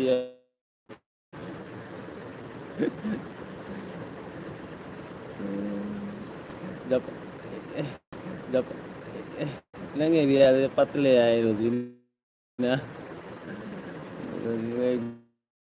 ꯏꯇꯥꯎꯕꯤꯅ ꯑꯅꯨ ꯍꯥꯏꯅ ꯖꯒꯣꯏ ꯁꯥꯔꯦ ꯏꯆꯦ ꯇꯦꯁꯁꯤꯅꯦꯅ ꯖꯄꯥꯅꯤ ꯉꯥ ꯏꯆꯦ ꯑꯗꯨ ꯖꯄꯥꯅꯤ ꯉꯥ ꯅꯠꯇꯦ ꯄꯤꯁꯛ ꯄꯤꯛꯄꯅꯤ ꯍꯥꯏꯕ ꯑꯗꯨ ꯑꯗꯨꯗꯒꯤ ꯑꯩ ꯅꯪꯕꯨ ꯅꯨꯡꯁꯤ ꯍꯥꯏ ꯆꯦ ꯔꯨꯕꯤ ꯕꯦꯠꯀꯤ ꯍꯥꯏ ꯕꯦꯠꯀꯤ ꯑꯗꯨꯒ ꯏꯇꯥꯎꯕꯤꯅ ꯆꯦ ꯇꯦꯁꯇꯤ ꯑꯩꯗꯤ ꯃꯥꯟꯗꯦ ꯍꯥꯏ ꯑꯗꯨ ꯔꯣꯖꯤꯅ ꯀꯔꯤ ꯍꯥꯏꯕ ꯇꯦꯂꯤꯄꯤꯌꯥ ꯖꯄꯥꯅꯤ ꯑꯉꯥꯡꯕ ꯉꯥꯅꯤ ꯈꯪꯗꯦ ꯀꯔꯤ ꯀꯔꯤ ꯉꯥ ꯃꯃꯤꯡ ꯇꯦꯂꯤꯄꯤꯌꯥ ꯆꯥꯔꯒ ꯂꯩ ꯃꯕꯨꯛꯇ ꯆꯪꯉꯒ ꯂꯣꯏꯔꯦ ꯍꯧꯖꯤꯛ ꯑꯗꯒꯤ ꯍꯧꯖꯤꯛꯅ ꯀꯔꯤ ꯍꯥꯏꯕ ꯌꯥꯗ꯭ꯔꯦ ꯗꯥꯔꯁꯦ ꯄꯨꯡꯖꯥ ꯌꯥꯗ꯭ꯔꯦ ꯌꯥꯏ ꯑꯗꯨꯅ ꯀꯔꯤ ꯑꯣꯟ ꯏꯇꯥꯎꯕꯤꯅ ꯀꯁꯥꯔ ꯑꯗꯨꯅꯤ ꯕꯦꯠꯀꯤ ꯃꯥꯜꯂꯤ ꯍꯥꯏꯗꯣ ꯀꯁꯥꯔ ꯑꯗꯨ ꯉꯥꯗꯣ ꯍꯥꯎꯕꯅꯤ ꯑꯩꯁꯨ ꯄꯥꯝꯃꯦ ꯑꯗꯨ ꯉꯥꯗꯣ ꯆꯥꯏ ꯍꯥꯎꯋꯦꯕ ꯈꯔ ꯃꯤꯗꯤ ꯑꯗꯨꯝ ꯉꯥꯗꯣ ꯃꯅꯝ ꯅꯝꯊꯤ ꯍꯥꯏꯕꯅꯦꯕ ꯈꯔ ꯃꯤ ꯍꯩꯅꯗꯕ ꯂꯩꯌꯦꯕ ꯅꯝꯊꯤ ꯃꯅꯝ ꯃꯌꯥꯝ ꯄꯨꯡ 10ꯕꯨ ꯉꯥꯏꯕꯤꯔꯣ ꯄꯨꯡ 10ꯕꯨ ꯇꯧꯔꯒ ꯂꯣꯏꯁꯤꯜꯂꯒꯦ ꯑꯦꯜꯕꯤꯁꯦ ꯉꯁꯤ ꯑꯦꯜꯕꯤꯁꯦ ꯌꯥꯝ ꯅꯨꯡꯉꯥꯏꯈ꯭ꯔꯦ ꯑꯦꯜꯕꯤꯁꯦ ꯅꯦꯠꯁꯦ ꯅꯨꯡꯉꯥꯏꯇꯕꯅ ꯇꯜꯂꯦꯅ ꯍꯧꯖꯤꯛꯅ ꯍꯥꯏꯕ ꯑꯍꯥ ꯅꯣꯛꯈ꯭ꯔꯦ ꯑꯗꯨꯒ ꯏꯇꯥꯎꯕꯤꯅ ꯀꯔꯤ ꯑꯣꯟ ꯗꯥꯔꯁꯦ ꯅꯪꯁꯨ ꯊꯧꯒꯠꯇꯩ ꯐꯥꯕ ꯃꯤ ꯑꯣꯏꯔꯝꯃꯅꯤ ꯀꯔꯤ ꯅꯪꯁꯨ ꯊꯣꯡꯃꯣꯛꯇꯤ ꯇꯧ ꯀꯔꯤ ꯍꯥꯏꯅꯣꯅꯦ ꯗꯥꯔꯁꯦ ꯅꯪꯁꯨ ꯇꯣꯡꯒꯣꯟꯇꯩ ꯐꯥꯕ ꯃꯤ ꯑꯣꯏꯔꯝꯃꯅꯤ ꯇꯦꯡꯒꯣꯠꯇꯩ ꯐꯥꯕ ꯃꯤ ꯑꯣꯏꯔꯣ ꯅꯝꯗꯦ ꯌꯥꯝ ꯍꯥꯎꯕꯅꯤ ꯈꯪꯗꯦ ꯃꯤ ꯈꯔ ꯃꯤꯅꯗꯤ ꯅꯝꯊꯤ ꯍꯥꯏꯅ ꯍꯩꯅꯗꯕ ꯂꯩ ꯍꯥꯏꯕ ꯈꯪꯗꯦ ꯃꯤꯒꯤ ꯃꯆꯤꯟ ꯍꯥꯏꯇꯥꯔꯦꯗ ꯃꯤꯒꯤ ꯃꯤ ꯃꯅꯥꯇꯣꯟ ꯍꯥꯏꯇꯥꯔꯦ ꯅꯝꯊꯤ ꯍꯥꯏ ꯏꯇꯥꯎ ꯑꯩꯗꯤ ꯅꯝꯊꯤꯗꯦ ꯑꯩꯗꯤ ꯍꯥꯎꯏ ꯆꯥꯏ ꯏꯇꯥꯎꯕꯤꯅ ꯀꯔꯤ ꯍꯥꯏꯕ ꯏꯇꯥꯎ ꯅꯝꯗꯦ ꯌꯥꯝꯕꯅꯤ ꯑꯗꯨꯒ ꯔꯣꯖꯤꯅ ꯀꯔꯤ ꯍꯥꯏꯕ ꯊꯧ ꯌꯥꯝ ꯊꯣꯛꯄ ꯉꯥ ꯗꯨꯔꯣ ꯑꯩ ꯆꯥꯗꯦ ꯊꯥꯎ ꯌꯥꯝ ꯊꯣꯛꯄꯅꯦꯕ ꯑꯗꯨ ꯉꯥꯗꯣ ꯑꯗꯨꯒ ꯏꯇꯥꯎꯕꯤꯅ ꯀꯔꯤ ꯍꯥꯏꯕ ꯔꯣꯖꯤ ꯑꯗꯨ ꯉꯥꯗꯣ ꯅꯠꯇꯦ ꯑꯗꯨ ꯉꯥꯗꯨꯅꯤꯅꯦ ꯊꯥꯎ ꯊꯣꯛꯄꯅꯤꯅꯦ ꯑꯗꯨ ꯈꯔ ꯊꯥꯎ ꯊꯣꯛꯄꯅꯦꯕ ꯑꯗꯨ ꯉꯥꯗꯣ ꯑꯗꯨ ꯉꯥꯗꯣ ꯁꯃꯨꯗ꯭ꯔꯒꯤ ꯉꯥ ꯀꯔꯤ ꯌꯥꯝ ꯆꯥꯎꯗꯕꯅꯦꯕ ꯑꯗꯨꯗꯣ ꯑꯩꯈꯣꯏꯒꯤ ꯄꯣꯅꯥ ꯂꯩꯔꯒ ꯊꯥꯗꯔꯒ ꯄꯨꯈ꯭ꯔꯤꯗꯒ ꯊꯥꯗꯕꯁꯦ ꯆꯥꯎꯗꯦꯕ ꯉꯥꯗꯣ ꯄꯨꯈ꯭ꯔꯤꯗꯒ ꯆꯥꯎꯕꯗꯤ ꯌꯥꯝ ꯆꯥꯎꯕ ꯀꯌꯥꯝ ꯆꯥꯎꯅꯤ ꯈꯔ ꯆꯥꯎ ꯀꯤꯂꯣ 2 ꯀꯤꯂꯣ 3 4 ꯑꯗꯨꯃꯥꯏꯅ ꯆꯥꯎꯕꯅꯤ ꯑꯇꯩꯗꯨꯒ ꯌꯥꯝ ꯆꯥꯎꯗꯕꯅꯤ ꯁꯨꯟꯗꯔꯤꯁꯨ ꯀꯧꯔꯤ ꯁꯨꯟꯗꯔꯤ ꯉꯥꯁꯨ ꯀꯧꯕꯅꯤ ꯑꯗꯨ ꯉꯥꯗꯣ ꯆꯨꯝꯃꯤ ꯑꯗꯨꯗꯒꯤ ꯔꯣꯖꯤꯅ ꯀꯔꯤ ꯍꯥꯏꯕ ꯈꯪꯗ꯭ꯔꯦ ꯆꯦ ꯔꯣꯕꯤ ꯌꯥꯏ ꯁꯨꯟꯗꯔꯤꯁꯨ ꯀꯧꯕꯅꯤ ꯑꯗꯨ ꯉꯥꯗꯣ ꯏꯇꯥꯎ ꯊꯣꯛꯇꯦꯍꯦ ꯄꯪꯁꯥꯅꯤ ꯊꯥꯎ ꯄꯪꯀꯥꯁꯅꯤ ꯊꯥꯎ ꯊꯣꯛꯂꯤꯗꯣ ꯈꯪꯗꯦ ꯊꯥꯎ ꯊꯣꯛꯂꯤꯗꯤ ꯍꯥꯏ ꯃꯤꯅ ꯑꯗꯨꯒ ꯔꯣꯖꯤꯅ ꯀꯔꯤ ꯍꯥꯏꯕ ꯃꯤ ꯊꯧ ꯍꯥꯞꯇ꯭ꯔꯁꯨ ꯌꯥꯕꯅꯤ ꯉꯥꯎꯕꯗ ꯃꯀꯣꯛ ꯃꯅꯤ ꯊꯥꯎ ꯍꯥꯞꯇ꯭ꯔꯁꯨ ꯌꯥꯕꯅꯤ ꯉꯧꯕꯗ ꯃꯀꯣꯛꯇꯣ ꯄꯤꯛꯄꯅꯤ ꯇꯨꯀꯠꯆꯩ ꯑꯃꯤ ꯈꯥꯏꯅ ꯑꯁꯤ ꯕꯪꯂꯥ ꯑꯣꯏꯅ ꯉꯥꯡꯉꯨ ꯕꯪꯂꯥ ꯌꯥꯄꯣꯏ ꯇꯥꯕꯅꯤ ꯑꯩ ꯃꯅꯤꯄꯨꯔꯤꯁꯦ ꯌꯥꯕꯅꯤ ꯗꯥꯔꯁꯤ ꯀꯔꯤ ꯍꯤꯟꯖꯥꯡ ꯆꯥꯒꯦ ꯆꯥꯛ ꯆꯥꯗ꯭ꯔꯤ ꯔꯣꯖꯤ ꯑꯩꯈꯣꯏꯒꯤ ꯉꯥ ꯊꯣꯡꯉꯤ ꯁꯅꯥꯁꯨ ꯂꯥꯛꯑꯦ ꯁꯅꯥ ꯋꯦꯜꯀꯝ ꯊꯦꯡꯀ꯭ꯌꯨ ꯑꯩꯒꯤ ꯑꯦꯜꯕꯤꯗ ꯂꯥꯛꯄꯒꯤꯗꯃꯛꯇ ꯌꯥꯝ ꯅꯨꯡꯁꯤꯌꯦ ꯁꯅꯥ ꯉꯁꯤ ꯑꯩꯒꯤ ꯑꯦꯜꯕꯤꯗ ꯂꯥꯛꯄꯁꯦ ꯗꯥꯔꯁꯦ ꯀꯔꯤ ꯍꯤꯟꯖꯥꯡ ꯆꯥꯒꯦ ꯆꯥꯗ꯭ꯔꯤ ꯁꯅꯥ ꯅꯣꯏ ꯆꯥꯔꯕꯣ ꯑꯗꯨꯒ ꯑꯩ ꯅꯪꯕꯨ ꯅꯨꯡꯁꯤꯌꯦ ꯔꯣꯖꯤ ꯍꯥꯎꯕꯅꯤ ꯊꯥꯎ ꯌꯥꯝ ꯊꯣꯛꯄꯗꯨ ꯍꯥꯏ ꯑꯗꯨꯒ ꯏꯆꯦ ꯄꯦꯟꯖꯩꯅ ꯑꯣꯟ ꯍꯥꯏ ꯑꯗꯨꯒ ꯔꯣꯕꯤꯇꯥꯅ ꯀꯔꯤ ꯍꯥꯏꯕ ꯁꯅꯥ ꯁꯅꯥ ꯑꯉꯥꯡ ꯆꯥꯎꯔꯕꯣ ꯍꯥꯏ ꯑꯉꯥꯡ ꯆꯥꯎꯔꯕ ꯍꯥꯏ ꯑꯗꯨꯗꯒꯤ ꯄꯨꯄꯨꯒꯤ ꯒꯥꯔꯤ ꯍꯥꯏ ꯂꯥꯛꯑꯦ ꯄꯨꯄꯨꯒꯤ ꯒꯥꯔꯤ RJ18 लाइक गाना है दुगर रोजी है भाई अमी खाइना रे बा अनु कैसन पूनम चनपा चारबो पूनम नचानिपा चारबो है दुगगी सना है बा खरा चावरे है निपारा नुपीरा करे है सना इंगांग दो दुगा अनु कैसम ऑन है करे ब्लॉक से माउनी इंगांग दुगी अखोइसु उनीना दुगती सना करी मथेल चागे है चे पेंजेना সিচনা তুমি অত কষ্ট করিয়া মণিপুরি কথা কো আমি শুনিয়া তো মাথা খারাপ হয়ে গেছে রে ভাই ꯈꯪꯗꯦ ꯆꯩ ꯃꯩꯇꯩꯂꯣꯟꯁꯦ ꯌꯥꯝ ꯉꯥꯡꯕꯁꯦ ꯌꯥꯝ ꯍꯩꯇꯦꯕ ꯁꯣꯏꯒꯅꯤ ꯍꯥꯏꯅ ꯑꯩ ꯌꯥꯝꯅ ꯀꯗꯥꯏ ꯀꯤꯌꯦꯕ ꯑꯗꯨꯒꯤꯗꯃꯛꯇ ꯌꯥꯝ ꯅꯨꯡꯉꯥꯏꯇꯦꯕ ꯌꯥꯝ ꯑꯗꯨꯒ ꯏꯇꯥꯎꯕꯤꯅꯒ ꯁꯅꯥ ꯅꯨꯡꯉꯥꯏꯔꯤꯕꯣ ꯍꯥꯏ ꯑꯗꯨꯒ ꯁꯅꯥꯅ ꯌꯦꯔꯨꯝ ꯆꯥꯏ ꯍꯥꯏ ꯑꯗꯨꯗꯒꯤ ꯏꯇꯥꯎꯕꯤꯅ ꯆꯦ ꯇꯦꯁꯇꯤ ꯊꯤ ꯀꯣꯏꯂꯣꯔꯦ ꯍꯥꯏ ꯊꯤꯛ ꯀꯣꯏꯂꯣ ꯊꯤꯛꯀꯣ ꯑꯗꯨꯒ ꯁꯅꯥꯅ ꯍꯥꯏꯕ ꯔꯣꯕꯤꯇꯥ ꯅꯪꯗꯤ ꯍꯥꯏ ꯑꯗꯨꯗꯒꯤ ꯏꯆꯦ ꯄꯦꯟꯖꯩꯅ ꯍꯥꯏꯕ साबा इरुम हावगनी साबसिगा इरुम हावगनी आइरो रोजिना नो आइ कई नुंगाइरी आइ इताव बिना नुंगाइरी आइ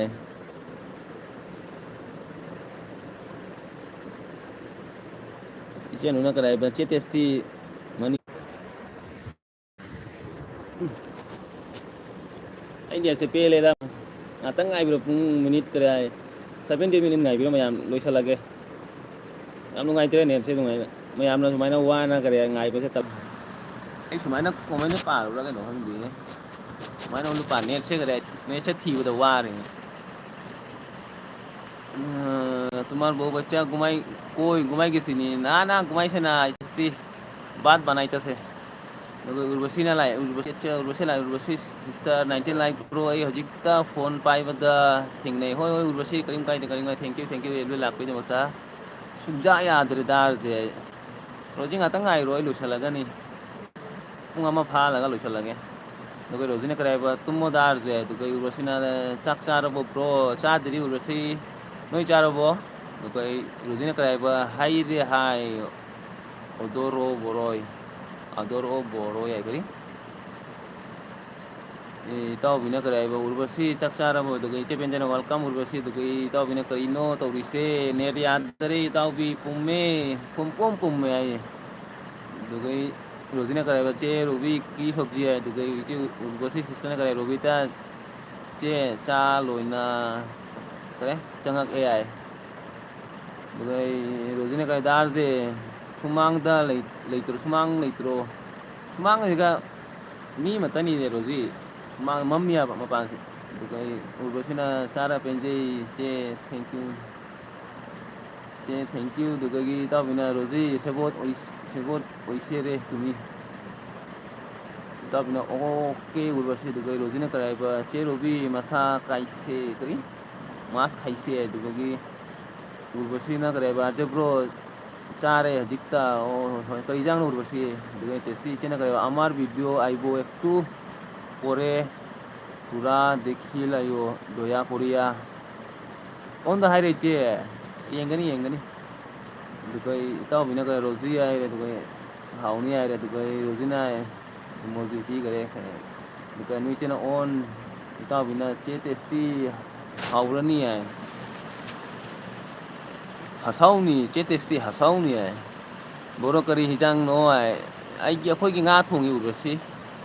नो चेना करे आई बा ओन आरजे प्रो पान इरोन बा अस पान इरोन बा हावरंगनी ने आई दी याम हाइने दिने आई कमेंट पाई दे मयाम वा ना कमेंट पाई ने चेतेस्टी मोनो ओइसिनी है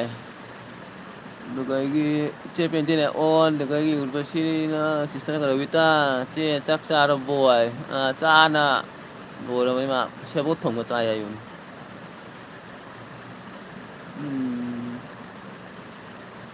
urbasi chare আমি কি নেট যাব তো मैं am loi cha khare আমি কান্দিতাম নি রে আজকে আমার নেট তো ভালো না রে পসি গেছে Arum hungna video taurimi che berbeza je bro Hawaii okay Hawaii karigi haina driba khangde kare berbasi kai ma nap la du ga haina de okay taw bina kare ba taw tumi khaisini cha diri taw bi anui chena kare ba on taw bina che testy full support hai du ga gi chara penjina on hai दुका आते तुम लो नंग वारे इसे वा दिए मयाम की सेवा तो वो वाली है करी की बात नो मयाम की सेवा तो वही वाली आते तुम लो नंग वारे दुका इसे तेसिना रोजी मोनो सोनो बद्दो ओइले ओइसे ना ओइले नाई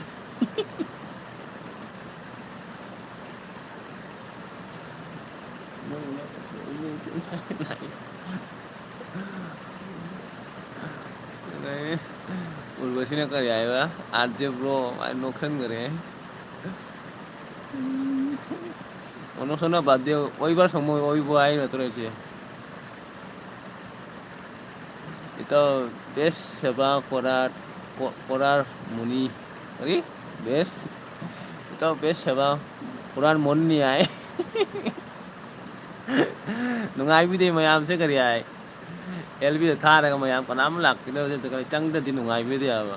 ꯈꯪꯗꯦ ꯑꯩꯒꯤ ꯊꯃꯣꯏꯅꯅꯤꯀꯣ ꯑꯗꯨꯗꯤ ꯃꯌꯥꯝꯒꯤ ꯊꯃꯣꯏꯗꯤ ꯈꯪꯗꯦ ꯑꯩꯒꯤ ꯊꯃꯣꯏꯅꯗꯤ ꯉꯝꯗꯦ ꯑꯩꯗꯤ ꯔꯣꯖꯤꯅ ꯀꯔꯥꯏꯕ ꯆꯦ ꯇꯦꯁꯇꯤ ꯍꯥꯏꯅ ꯀꯞꯈ꯭ꯔꯦ ꯑꯗꯨꯒ ꯏꯆꯦ ꯄꯦꯟꯖꯩꯅ ꯑꯥꯔꯖꯦ ꯑꯩ ꯑꯣꯟꯗ ꯂꯩꯒꯦ ꯀꯔꯤꯒꯤꯅꯣ ꯑꯣꯟꯗ ꯂꯩꯗꯣꯏꯗꯣ ꯀꯣꯃꯦꯟ ꯇꯧꯔꯣ ꯀꯣꯃꯦꯟ ꯑꯦꯜꯕꯤ ꯂꯣꯏꯗꯣꯔꯕꯅꯤ ꯑꯣꯟ ꯂꯩꯅ ꯑꯦꯜꯕꯤ ꯁꯨꯝ ꯂꯣꯏꯊꯣꯔꯛꯑꯒꯦ ꯍꯥꯏ ꯂꯣꯏꯁꯤꯜꯂꯁꯤ ꯍꯥꯏꯔꯣ ꯏꯆꯦ ꯕꯦꯝꯆꯥꯅ ꯀꯗꯥꯏ ꯉꯥꯏꯔꯝꯃꯨ ꯍꯥꯏꯕꯅꯤꯅ ꯂꯥꯛꯀꯅꯤ ꯍꯥꯏꯕꯅꯤ ꯃꯥ ꯈꯪꯗꯦ ꯃꯥ ꯄꯨꯡ 10 ꯃꯇꯨꯡꯗ ꯂꯥꯛꯀꯅꯤ ꯎꯔꯕꯁꯤ ꯚꯤꯗꯤꯑꯣ ꯊꯥꯡꯒꯠꯇꯔꯣ ꯆꯦ ꯄꯦꯟꯖꯩ ꯇꯤꯟꯆꯥꯛ ꯏꯆꯦ ꯄꯦꯟꯖꯩꯒ ꯖꯒꯣꯏ ꯁꯥꯅꯨꯍꯦ ꯈ꯭ꯋꯥꯡꯒ ꯇꯦꯛꯈꯤꯅꯤ ꯏꯆꯦ ꯄꯦꯟꯖꯩ ꯑꯍꯟ ꯑꯣꯏꯔꯁꯤꯒ ꯅꯪ ꯈ꯭ꯋꯥꯡꯒ ꯇꯦꯛꯑꯗꯤ ꯀꯩꯗꯧꯅꯤ ꯁꯝꯕ ꯉꯝꯒꯗ꯭ꯔꯥ ꯅꯪ ꯑꯗ ꯔꯣꯖꯤꯅ ꯀꯔꯤ ꯍꯥꯏꯕ ꯑꯣꯟꯗ ꯂꯩꯁꯦ ꯑꯃꯤꯗꯣ ꯄꯥꯝꯗꯕ ꯀꯣꯔꯤꯌꯦ ꯀꯔꯤ ꯑꯣꯟꯗ ꯂꯩꯁꯦ ꯃꯤꯗꯣ ꯄꯥꯝꯗꯕ ꯄꯣꯔꯛꯑꯦ ꯑꯗꯨꯒ ꯀꯩꯁꯨꯅ ꯀꯩꯅꯣ ꯌꯦꯡꯉꯛꯏꯁꯤꯅ ꯃꯌꯥꯝ ꯖꯒꯣꯏ ꯁꯥꯁꯤ ꯌꯥꯏ ꯁꯥꯎ ꯃꯇꯥꯡ ꯆꯥꯗꯅ ꯖꯒꯣꯏ ꯁꯥꯎ ꯈ꯭ꯋꯥꯡ ꯇꯦꯛꯆꯗꯅꯤ ꯌꯦꯡꯉꯨ ꯏꯆꯦ ꯄꯦꯟꯖꯩꯅ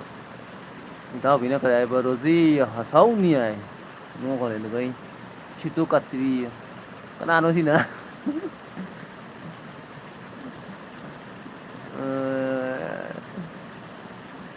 हम पागल है भाई हम पागल है भैया तुम्हारा दिमाग खराब है ꯏꯆꯦ ꯇꯦꯁꯇꯤꯅ ꯍꯥꯏꯕ ꯄꯦꯟꯖꯩ ꯑꯣꯟꯗ ꯂꯩꯒꯦ ꯍꯥꯏꯗꯥꯏ ꯁꯔꯨꯛ ꯑꯣꯟꯗ ꯂꯩꯒꯦ ꯍꯥꯏꯗꯩ ꯁꯔꯨꯛ ꯇꯨꯝꯃꯨꯔꯣ ꯍꯥꯏ ꯑꯗꯨꯒ ꯅꯣꯏ ꯏꯆꯦꯅ ꯑꯥꯔꯖꯦ ꯆꯦ ꯕꯦꯝꯆꯥꯗꯣ ꯋꯥꯠꯂꯤꯍꯦ ꯏꯪꯅ ꯇꯞꯅ ꯐꯨꯗꯣꯔꯛꯇꯣꯏꯅꯤ ꯃꯥꯗꯤ ꯇꯞꯅ ꯏꯪꯅ ꯐꯨꯗꯣꯔꯛꯇꯣꯏꯅꯤ ꯑꯗꯨꯒ ꯔꯣꯖꯤꯅ ꯀꯔꯤ ꯍꯥꯏꯕ ꯑꯣꯏꯔꯦ ꯆꯦ ꯔꯣꯕꯤ ꯍꯥꯏ ꯑꯗꯨꯒ ꯀꯅꯥꯅꯣ ꯁꯤꯅ ꯀꯅꯥꯅꯣ ꯂꯥꯛꯏꯁꯤꯅ ꯈꯪꯗꯦ ꯀꯔꯤꯅꯣ ꯍꯥꯏꯔꯛꯏꯁꯤꯅ ꯑꯗꯨꯒ ꯏꯇꯥꯎꯕꯤꯅ ꯑꯃꯤꯌꯣ ꯍꯥꯏ ꯑꯗꯨꯒ ꯑꯥꯔꯖꯦ ꯕ꯭ꯔꯣ ꯑꯩ ꯚꯤꯗꯤꯑꯣ ꯁꯦꯝꯗ꯭ꯔꯤꯕ꯭ꯔꯣ ꯊꯥꯒꯠꯂꯛꯀꯅꯤ ꯍꯣꯏ ꯎꯔꯕꯁꯤ ꯊꯥꯒꯠꯂꯣ ꯑꯗꯨꯒ ꯏꯆꯦ ꯄꯦꯟꯖꯩꯅ ꯑꯥꯔꯖꯦ ꯈꯪꯀꯥ ꯏꯌꯥꯠ ꯑꯣꯜꯂꯦ ꯈꯥꯡꯀ ꯌꯣꯠ ꯑꯣꯜꯂꯦ ꯀꯔꯤ ꯈ꯭ꯋꯥꯡꯒ ꯌꯣꯠ ꯑꯣꯜꯂꯦ ꯍꯥꯏꯌꯦ ꯑꯣꯏꯃꯥ ꯌꯣꯠ ꯑꯣꯜꯂꯗꯤ ꯂꯦꯡꯕ ꯉꯝꯒꯗ꯭ꯔꯦ ꯏꯆꯦ ꯖꯒꯣꯏ ꯁꯥꯗꯣꯏꯁꯦ ꯅꯪ ꯈ꯭ꯋꯥꯡ ꯀꯔꯤ ꯍꯥꯏ ꯌꯣꯠ ꯑꯣꯜꯂꯗꯤ ꯏꯁꯄ꯭ꯔꯤꯡ ꯑꯣꯜꯂꯦ ꯍꯥꯏꯌꯨ ꯏꯁꯄ꯭ꯔꯤꯡ ꯑꯣꯜꯂꯗꯤ ꯀꯔꯥꯏ ꯖꯒꯣꯏ ꯁꯥꯕ ꯀꯔꯥꯏ ꯀꯨꯔ ꯂꯦꯡ ꯉꯝꯒꯅꯤ ꯍꯥꯏꯕ ꯌꯣꯠ ꯑꯣꯜꯂꯗꯤ ꯀꯔꯥꯏ ꯃꯐꯝ ꯑꯃꯗ ꯂꯩ ꯇꯥꯕ ꯑꯗꯨꯒ ꯔꯣꯖꯤꯅ ꯅꯣꯛꯈꯔꯦ ꯑꯗꯨꯒ ꯏꯆꯦ ꯄꯦꯟꯖꯤꯅ ꯇꯦꯁꯇꯤ ꯖꯒꯣꯏ ꯁꯥꯔꯣ ꯑꯩ ꯏꯁꯩ ꯁꯛꯀꯦ ꯍꯥꯏ ꯑꯗꯨꯒ ꯅꯣꯏ ꯏꯆꯦꯅ ꯑꯣꯟ ꯍꯥꯏꯔꯦ good night and good morning ꯍꯥꯏ ꯑꯅꯨ ꯏꯆꯦꯅ ꯑꯗꯨꯒ ꯔꯣꯖꯤꯅ ꯀꯔꯤ ꯍꯥꯏꯕ ꯗꯥꯔꯁꯦ ꯑꯩ ꯕ꯭ꯂꯣꯛꯀꯤ ꯏꯁꯄꯦꯂꯤꯡꯁꯦ ꯂꯥꯟꯕ꯭ꯔꯣ ꯑꯃꯠꯇ ꯍꯥꯏꯔꯛꯑꯣ ꯂꯥꯜꯂꯤ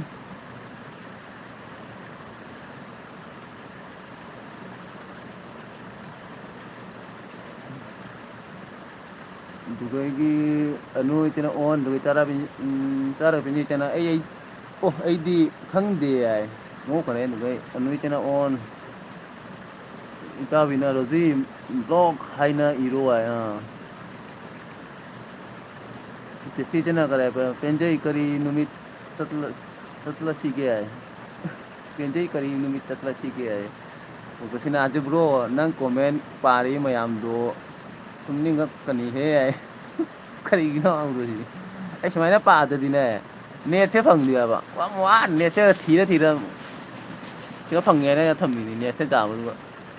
ꯀ꯭ꯔꯣꯝꯗꯗꯤ ꯕ꯭ꯂꯣꯛ ꯍꯥꯏꯅ ꯂꯩ ꯕ꯭ꯂꯣꯛ ꯍꯥꯏꯗꯦ ꯈꯪꯗꯦ ꯃꯌꯥꯝꯅꯗꯤ ꯁꯨꯃꯥꯏꯅ ꯕ꯭ꯂꯣꯛ ꯏꯅꯕꯅꯤ ꯔꯣꯖꯤ ꯑꯗꯨꯗꯒꯤ ꯑꯗꯨꯗꯤ ꯈꯪꯗꯦ ꯌꯥꯏ ꯏꯆꯦ ꯄꯦꯟꯖꯩꯅ ꯇꯦꯁꯇꯤ ꯍꯧꯖꯤꯛ ꯆꯠꯂꯁꯤ ꯃꯅꯤꯄꯨꯔ ꯇꯝꯅ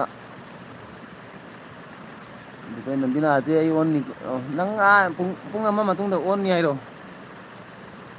ꯅꯪ ꯀꯔꯝꯕ ꯑꯣꯟꯅꯣ ꯑꯩꯁꯨ ꯈꯪꯉꯦꯕ ꯏꯇꯥꯎꯕꯤꯅ ꯅꯟꯗꯤ ꯑꯣꯐ ꯍꯥꯏ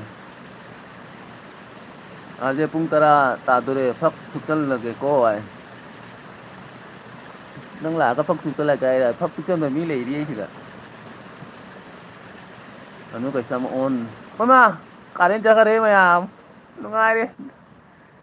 Balo selvi u. Mamma delvi to gung asidi.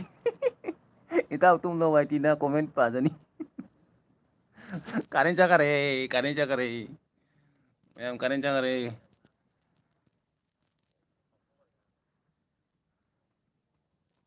Gigi. Ai dik siga kare ai. Itaw tum wai tina comment pa jani chak thong li ai. Nang sai chak thong lo idri. Rozi ne kare ba andera kaya Mahindra kare Rozi karen jaga re. Kasan andina RJ LV off. Duga nu kai sam RJ bye. RJ bye haiba yara po ai. Chenu chalo. Duga usina bro karen chat kare Rozi. Ai gel bi janga si mo ngama ni to.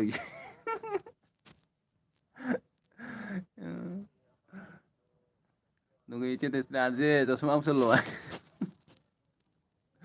Duga nu chen na RJ mami tang ka jeng re itaw du na phai ai.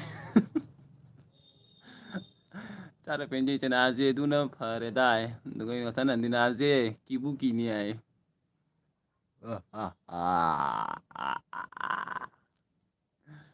Rozi dar je but malik ye ai. Anu aze nice LV.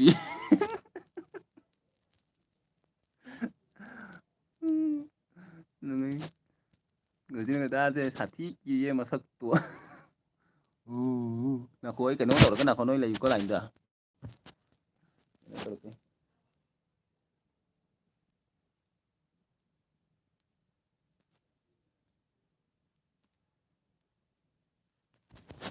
Đi.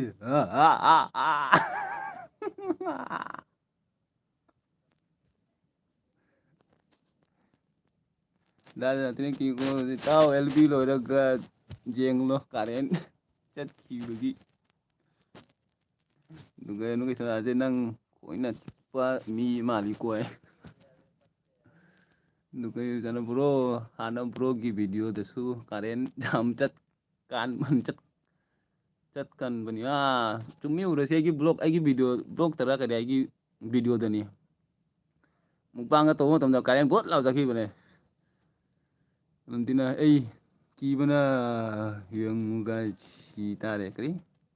yang ga chit yung ga chit tare ai ki bana yung ga chit tare anu na ya no sang re sar ben jina je amamba da hongoi saro ai nó cười bút lại bữa xin này nó cười ôi mai dê keyboard kai ru re kare dê keyboard kai ru re ai nó cười nanti nai ba gobi ai mi che sai tum bo de pum mi dang no khang dina kek mo ni hello RJ bro LB se mo ngam ni che kai le te kai cha kare LB se ta nanti na no kare ya cũng là cái nào ấy mà xí cái gì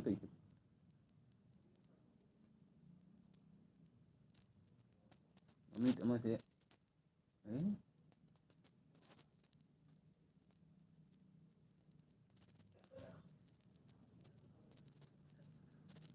nama itu ke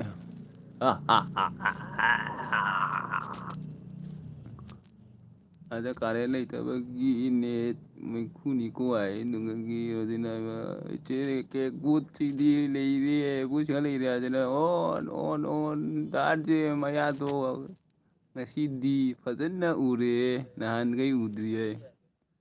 nungangi kasana dina on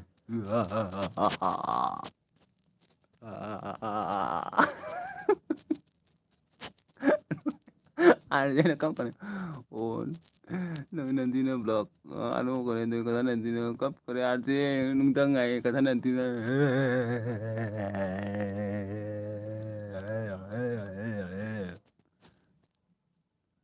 gai nanti na sao kore kata nanti anu kai kare Rosie ꯑꯩꯁꯨ ꯃꯑꯣꯡ ꯑꯃꯅꯤ ꯍꯥꯏꯅ ꯌꯦꯡꯕ ꯂꯥꯛꯏꯅꯤ ꯍꯥꯏ ꯆꯠꯇꯤꯅ ꯀꯩꯅ ꯀꯩ ꯄꯤꯖꯃꯌꯥ ꯑꯣ ꯑꯩ ꯍꯨꯃꯥꯡꯅ ꯁꯤꯔꯦ ꯎꯁ ꯕꯣꯔꯣ ꯕꯨꯠ ꯉꯥꯏꯈꯣ ꯑꯗꯨꯝ ꯊꯥꯒꯦ ꯌꯥꯔꯕ ꯍꯧꯖꯤꯛ ꯍꯧꯖꯤꯛꯕ꯭ꯔꯣ ꯆꯥꯛ ꯆꯥꯔꯕꯣ ꯆꯥꯗ꯭ꯔꯤ ꯆꯦ ꯀꯦꯛ ꯃꯣꯔ ꯑꯗꯨꯒ ꯔꯨꯖꯤꯅ ꯆꯦꯞ ꯀꯦꯛ ꯉꯥꯛꯇꯪꯒ ꯂꯩꯔꯨ ꯃꯑꯣꯡ ꯇꯧꯔꯛꯈꯤꯅꯤ ꯍꯥꯏ ꯎꯔꯕꯗꯤꯅ ꯀꯩꯅꯣ ꯃꯅꯥꯇꯣꯟꯒ ꯐꯩꯈꯔꯦ ꯃꯥꯅ ꯃꯆꯤꯟ ꯀꯥꯔꯁꯦ ये बेटा बहुत माली करी आप बेटा बहुत माल करी भूत माली ऐसे आप बेटा भूत माली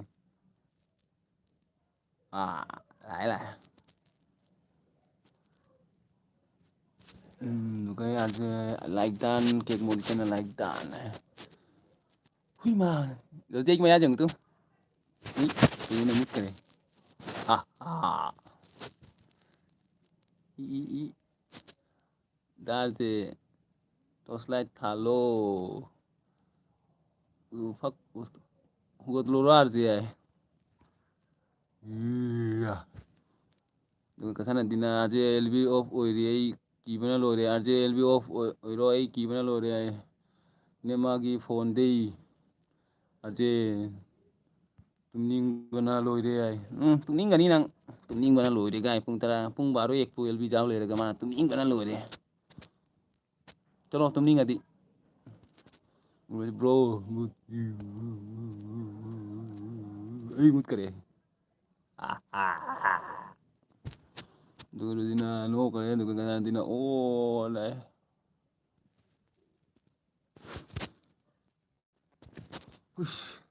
itaw bi mangra ba itaw bi kai jare koi re itaw bi mangre rozi no kare dulu kana dina on ngasi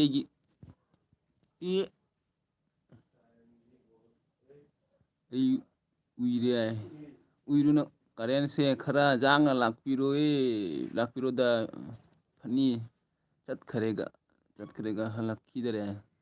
ꯈꯪꯗꯦ ꯉꯔꯥꯡꯁꯨ ꯑꯗꯨꯃꯥꯏꯅ ꯇꯧꯋꯤꯅ ꯍꯥꯟꯁꯨ ꯀꯥꯔꯦꯟ ꯆꯠꯈꯤꯕ ꯄꯨꯡ 11ꯗ ꯂꯥꯛꯑꯦ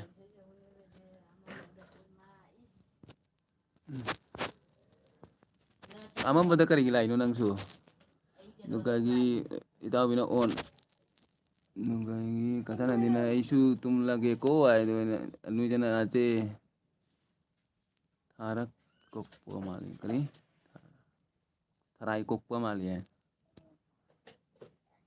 ꯃꯥꯡꯂ ꯂꯣꯏꯔꯦ ꯀꯩ ꯆꯦꯄꯦꯟꯗ ꯔꯣꯕꯤꯇꯥ ꯇꯨꯝꯅꯤꯡꯉꯕꯣ ꯇꯨꯝꯅꯤꯡꯉꯕ꯭ꯔꯣ ꯑꯗꯨꯒ ꯔꯣꯇꯤꯅ ꯑꯣꯟ ꯑꯗꯨꯒ ꯔꯣꯇꯤꯅ ꯆꯦ ꯄꯦꯟꯖꯩ ꯑꯩꯈꯣꯏ ꯁꯥꯔꯤꯗ ꯕ꯭ꯔꯣ ꯏꯁꯩ ꯁꯛꯂꯛꯑꯣ ꯑꯃꯟꯕꯒꯤ ꯑꯦꯜꯕꯤꯗ ꯑꯗꯨꯒꯤ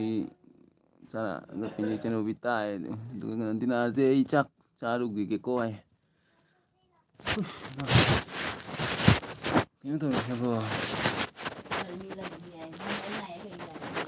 ꯑꯁꯤ ꯑꯩ ꯆꯥꯛ ꯆꯥꯔꯨꯈꯤꯒꯦꯀꯣ ꯍꯥꯏ ꯆꯥꯔꯨꯔꯣ ꯃꯌꯥꯝ ꯑꯦꯜꯕꯤ ꯂꯣꯏꯁꯤꯜꯂꯁꯤ ꯍꯥꯏꯔꯣ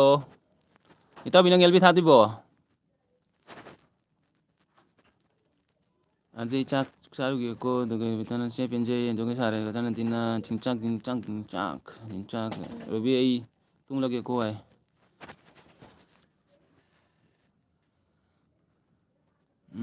ꯔꯣꯕꯤ ꯆꯥꯔꯕꯤꯗꯔꯤꯅ ꯔꯣꯕꯤ ꯑꯩꯖꯒꯣꯏ ꯁꯥꯈ꯭ꯔꯦ ꯔꯣꯖꯤꯅ ꯅꯣꯛꯈ꯭ꯔꯦ ꯃꯥ ꯑꯩ ꯀꯔꯤ ꯍꯥꯏ ꯆꯝꯐꯨ ꯇꯣꯜꯂꯦ ꯃꯌꯥꯝ ꯆꯝꯐꯨꯠ ꯇꯨꯝꯕ ꯌꯥꯔꯣꯏ ꯑꯦꯜ ꯕꯤ ꯑꯣꯐ ꯑꯣꯏꯔꯣ ꯏꯁ ꯅꯟꯗꯤꯁꯅ ꯑꯦꯜ ꯕꯤ ꯑꯣꯐ ꯑꯣꯏꯔꯣ ꯅꯛꯈꯣ ꯅꯪ ꯍꯣꯏ ꯊꯥꯅꯤ ꯉꯥꯏꯍꯥꯛ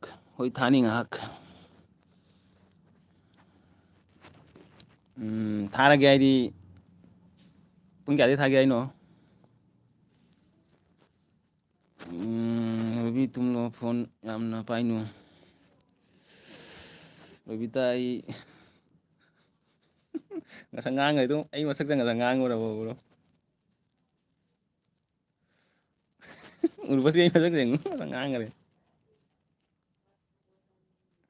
ꯃꯆꯨ ꯑꯃ ꯑꯣꯟꯈ꯭ꯔꯦ ꯍꯧꯖꯤꯛ 음. Ay, amigo may buhay. Nagagi chebende na rumita ay tume. Nagagi rusin bro ay kung kaya kasanan ni on. Ano ay mono oido ini nasi namit. Ay tum lagi ko ay.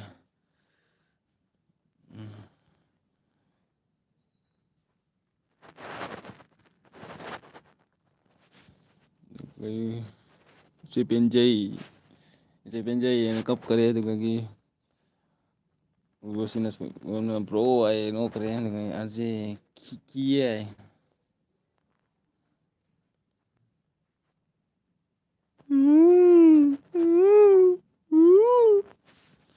Nagagi nandi nang lakta bagini ay. Ay.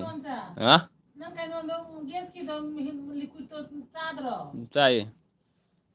Nagagi machumon kare mayam. Machumon kare jang mayam tu. Nagagi chebende robi ay. Nagagi nukai samno nang oi huro robi ay. Nagagi yoji on nagagi nuna max pai kare. Nagagi chebende na kare ba robi heng tharo ay. Anu kai samna no game over nagagi ki he bro ay. Ay ako na igi. Ay takare ako mam kare. Ki he bro.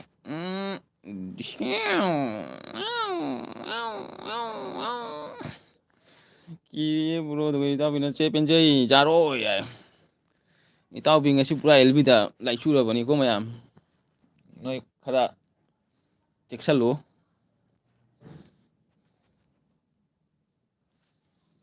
ki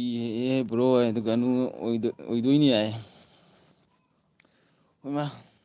ai mami se jate ngasi kaino toise jare jare mayam jare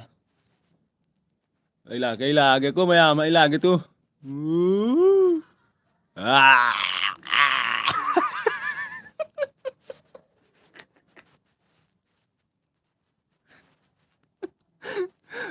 no kare no rojina kar ai mit yadre darje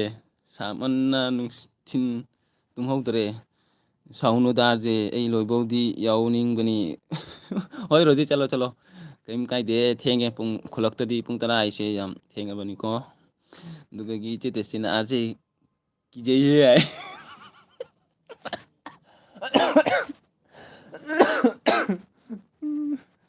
dugagi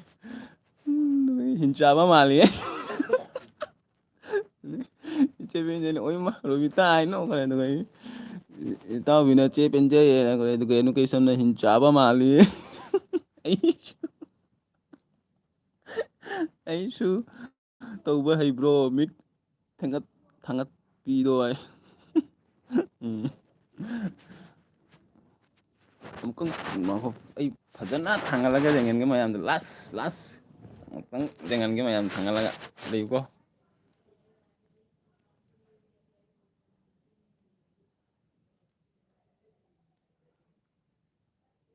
butlae robita जैसे yam ये देखो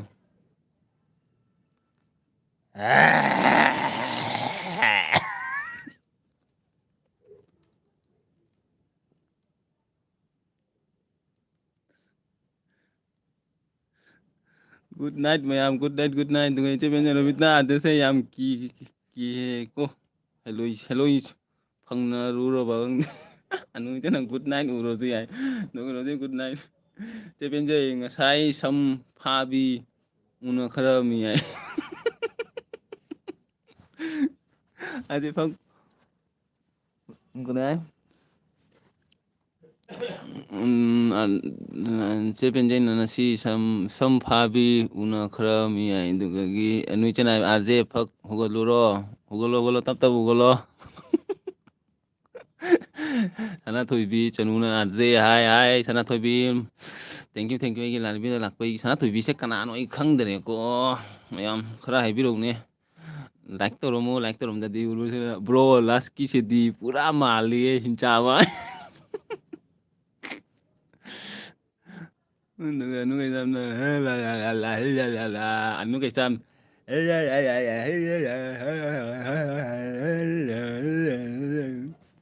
ꯑꯗꯨꯒꯤ ꯑꯗꯨꯒꯤꯅ ꯑꯩ ꯐꯨꯠꯂꯦꯍꯦ ꯃꯌꯥꯝ ꯆꯝꯐꯨꯠ ꯑꯣꯟꯗꯣꯔꯦ ꯇꯞꯅ ꯇꯞꯅ ꯍꯧꯔꯣ ꯑꯗꯨꯗꯒꯤ ꯏꯇꯥꯎꯕꯤꯅ ꯇꯞꯅ ꯇꯞꯅ ꯍꯧꯔꯣ ꯍꯥꯏ ꯏꯇꯥꯎꯕꯤꯅ ꯀꯔꯤ ꯎꯔꯕꯁꯤ ꯅꯣꯡꯒꯅꯤ ꯑꯗꯨꯗꯒꯤ ꯆꯥꯔꯒ ꯄꯦꯟꯖꯩ ꯆꯤꯟꯅ ꯍꯣꯏ ꯏꯁꯩ ꯈꯔꯕꯅꯤ ꯏꯁꯩ ꯐꯪꯅꯈ꯭ꯔꯕꯅꯤ ꯍꯣꯏ ꯉꯁꯥꯏ ꯐꯪꯅꯈ꯭ꯔꯕꯅꯤ ꯌꯥꯏ ꯃꯁꯤꯅ ꯎꯔꯨꯕꯤ ꯇꯥꯏ ꯅꯣꯛꯈꯔꯦ ꯑꯗꯨꯒ ꯃꯤꯁꯤꯅ ꯃꯌꯥꯝ ꯍꯧꯒꯠꯂꯣꯏꯍꯦ ꯐꯛ ꯊꯨꯞꯆꯜꯂꯒꯦ ꯍꯧꯒꯠꯂꯒꯦ ꯁꯥꯎꯅꯨꯀꯣ ꯆꯦ ꯄꯦꯟꯖꯩ ꯉꯁꯥꯏꯒꯤꯗꯣ ꯑꯗꯨꯒ ꯑꯩꯒꯤ ꯁꯅꯥꯊꯣꯏꯕꯤ ꯇꯣꯝꯊꯕꯤ ꯀꯗꯥꯏ ꯏꯇꯥꯎꯕꯤꯒꯤꯗ ꯌꯦꯡꯍꯜꯂꯒꯦ ꯂꯥꯁ ꯃꯌꯥꯝꯗꯣ ꯍꯥꯏ ꯃꯌꯥꯝ ꯎꯗ꯭ꯔꯦ ꯑꯩ ꯐꯖꯅ ꯃꯝꯃꯦ ꯕꯨꯠ ꯀꯔꯥꯏ ꯃꯝꯕꯗ ꯇꯧꯕꯗꯣ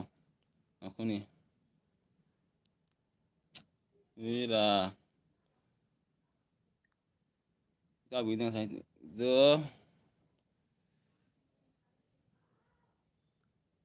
ꯍꯥꯏ ꯃꯌꯥꯝ ꯍꯥꯏ ꯃꯌꯥꯝ ꯍꯥꯏ ꯃꯌꯥꯝ ꯍꯥꯏ ꯃꯌꯥꯝ ꯍꯥꯏ ꯃꯌꯥꯝ ꯎꯔꯕꯣ ꯃꯌꯥꯝ ꯃꯌꯥꯝ ꯎꯔꯕꯣ ꯃꯌꯥꯝ ꯎꯔꯕꯣ ꯃꯌꯥꯝ ꯎꯔꯕꯣ ꯃꯌꯥꯝ ꯎꯔꯕꯣ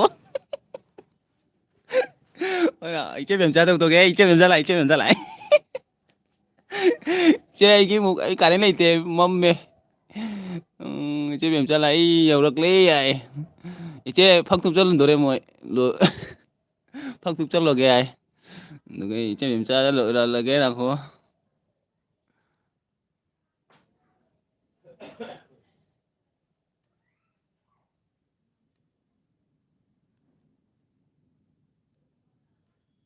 ꯉꯥꯏꯈꯣꯅꯦ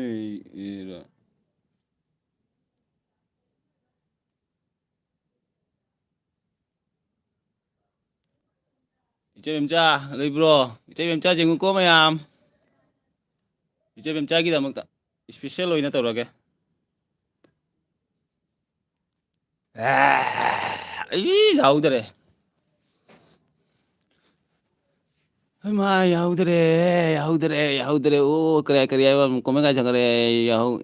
ꯌꯥꯍꯧ ꯊꯦꯡꯕꯤ ꯚꯥꯏ ꯌꯥꯏ ꯑꯗꯨꯒ ꯑꯩ ꯎꯔꯨꯕꯁꯤꯅ ꯀꯔꯥꯏꯕ ꯃꯥꯟꯗꯦ ꯍꯥꯏ ꯑꯗꯨꯒ ꯅꯪ ꯀꯣꯃꯦꯗꯤꯒꯤ ꯚꯤꯗꯤꯑꯣꯁꯨ ꯇꯧꯔꯛꯑꯣ ꯕ꯭ꯂꯣꯛ ꯁꯦꯝꯃꯣ ꯌꯥꯝ ꯅꯣꯛꯇꯣꯔꯤ ꯍꯥꯏ ꯑꯗꯨꯒ ꯑꯩ ꯀꯔꯤ ꯎꯔꯁꯤ ꯀꯔꯤ ꯃꯇꯝ ꯐꯪꯗꯦꯅꯦ ꯕ꯭ꯂꯣꯛ ꯁꯦꯝꯕꯁꯦ ꯃꯇꯝ ꯊꯣꯛꯑꯒ ꯇꯥꯏ ꯑꯗꯨꯒ ꯀꯩꯁꯝꯅ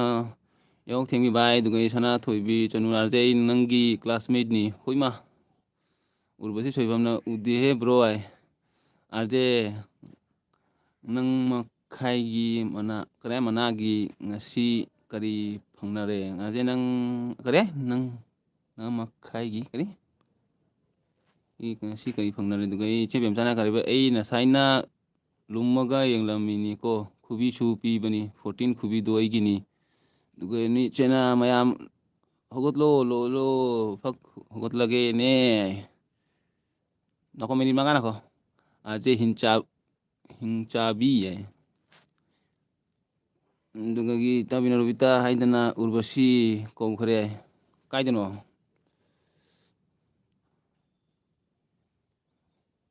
ꯎꯗꯦꯍꯦ ꯕ꯭ꯔꯣ ꯕꯦꯝꯆꯥ ꯑꯥꯔꯖꯦ ꯉꯁꯤ ꯍꯦꯜꯂꯣꯏ ꯐꯪꯅꯔꯕꯅꯤ ꯑꯗꯨꯅ ꯇꯧꯔꯤꯃꯤ ꯏꯁꯃꯣꯜ ꯗꯥꯔꯂꯤꯡ ꯍꯥꯏꯅ ꯅꯣꯛꯈ꯭ꯔꯦ ꯑꯗꯨꯒ ꯑꯩ ꯅꯥꯏꯈꯣ 11 ꯐꯥꯎ ꯇꯧ ꯎꯏꯃꯥ 11 ꯐꯥꯎ ꯇꯧ ꯍꯥꯏ ꯀꯔꯥꯏ ꯏꯇꯥꯎꯕꯤ ꯇꯧꯗꯣꯔꯦ ꯏꯆꯦ ꯕꯦꯝꯆꯥ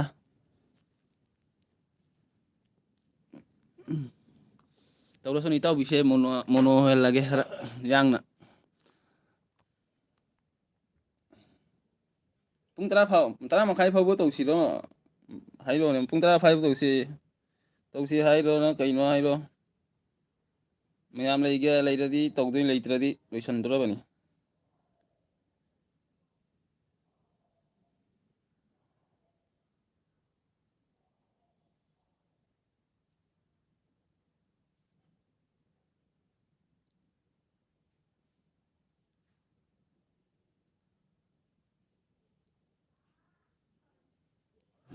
ꯏꯆꯦ ꯕꯦꯝꯆꯥ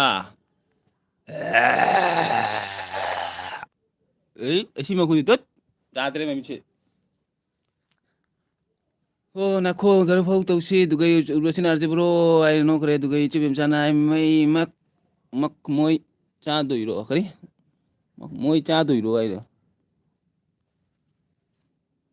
ꯏꯁꯃꯣꯜ ꯗꯥꯔꯂꯤꯡ ꯃꯣꯏ ꯆꯥꯗꯣꯏꯔꯣꯏ ꯑꯣ ꯃꯣꯏ ꯆꯥꯗꯣꯏꯔꯣ ꯍꯥꯏꯕ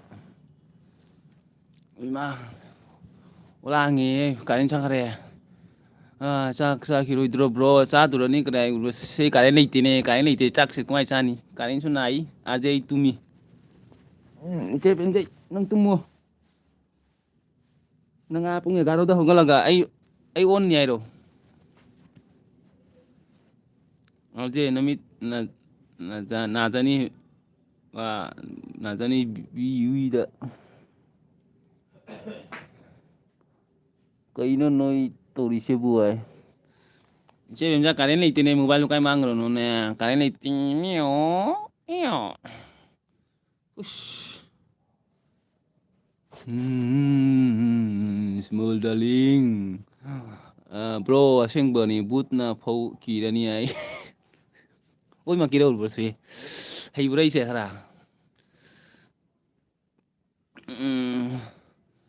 ꯑꯗꯨꯗꯒꯤ ꯀꯔꯥꯏ ꯏꯇꯥꯎꯕꯤꯅ ꯀꯔꯤ ꯍꯥꯏꯕ ꯏꯁꯃꯣꯜ ꯗꯥꯔꯂꯤꯡ ꯍꯥꯏꯅ ꯃꯤ ꯍꯥꯟꯅ ꯌꯦꯡꯈꯔꯦ ꯏꯁꯃꯣꯜ ꯗꯥꯔꯂꯤꯡ ꯍꯥꯏꯅ ꯃꯅꯥꯇꯣꯟꯒ ꯃꯦꯈꯥꯏ ꯏꯆꯦ ꯕꯦꯝꯆꯥ ꯀꯔꯤ ꯏꯟꯖꯥꯡ ꯊꯣꯡꯒꯦ ꯀꯣꯏ ꯃꯨझे जंगली कहे क्यों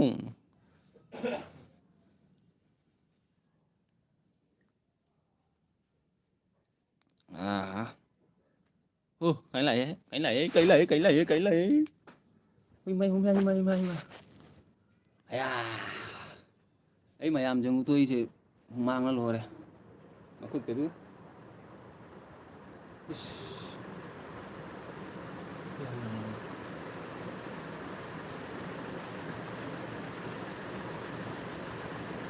ꯂꯣꯏꯔꯦ ꯁꯥꯕꯅ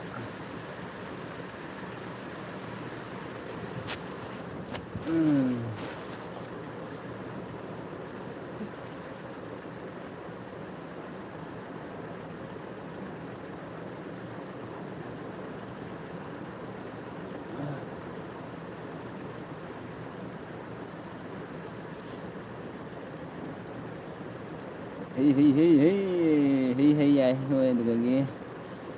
ꯏꯆꯦ ꯕꯦꯝꯆꯥꯅ ꯀꯔꯥꯏꯕ ꯅꯨꯄꯥ ꯃꯥꯟꯕꯤ ꯉꯥ ꯅꯨꯄꯥ ꯃꯥꯟꯕꯤꯒ ꯄꯥꯟꯒ ꯑꯣꯕ ꯎꯔꯕꯁꯤꯒ ꯃꯥꯟꯅꯔꯦꯅꯦ ꯉꯁꯤꯗꯤ ꯄꯥꯟ ꯎꯔꯕꯁꯤꯅ ꯏꯔꯣꯟꯕ ꯏꯆꯦꯅ ꯊꯣꯡꯕ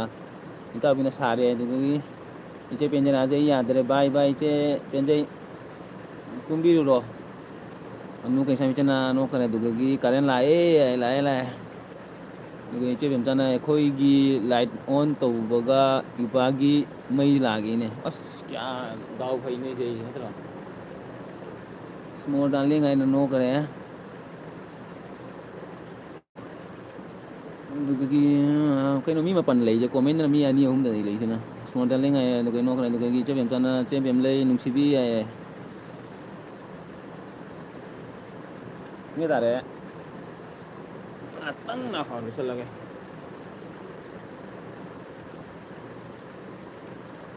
ꯁꯝꯒ ꯆꯣꯠꯂꯦ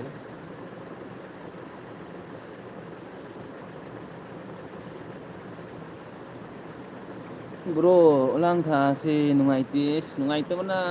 ꯎꯄꯥꯏ ꯂꯩꯇꯦ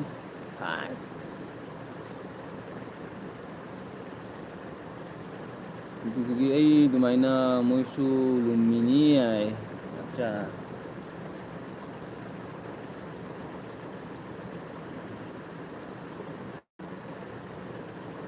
ꯑꯩꯒꯤ ꯑꯦꯜꯕꯤꯗ ꯀꯅꯥꯃꯨꯛ ꯂꯥꯛꯄꯤꯗꯦꯅꯦ ꯅꯣꯏ ꯅꯥꯈꯣ ꯅꯣꯏ ꯑꯩꯅ ꯃꯌꯥꯝꯒꯤ ꯑꯦꯜꯕꯤꯗ ꯃꯃꯤꯠ ꯐꯥꯛꯇꯣꯛꯑ ꯆꯠꯂꯒ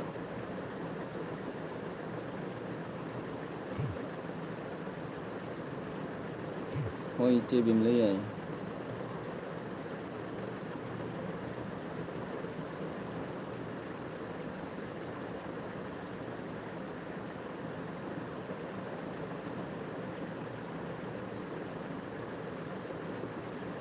ꯕꯦꯝꯆꯥ ꯑꯩ ꯇꯨꯝꯃꯦ ꯚꯥꯏ ꯑꯗꯨꯒ ꯑꯩꯁꯨ ꯂꯥꯛꯏꯁꯤꯗꯤ ꯏꯆꯦ ꯂꯥꯛꯑꯦ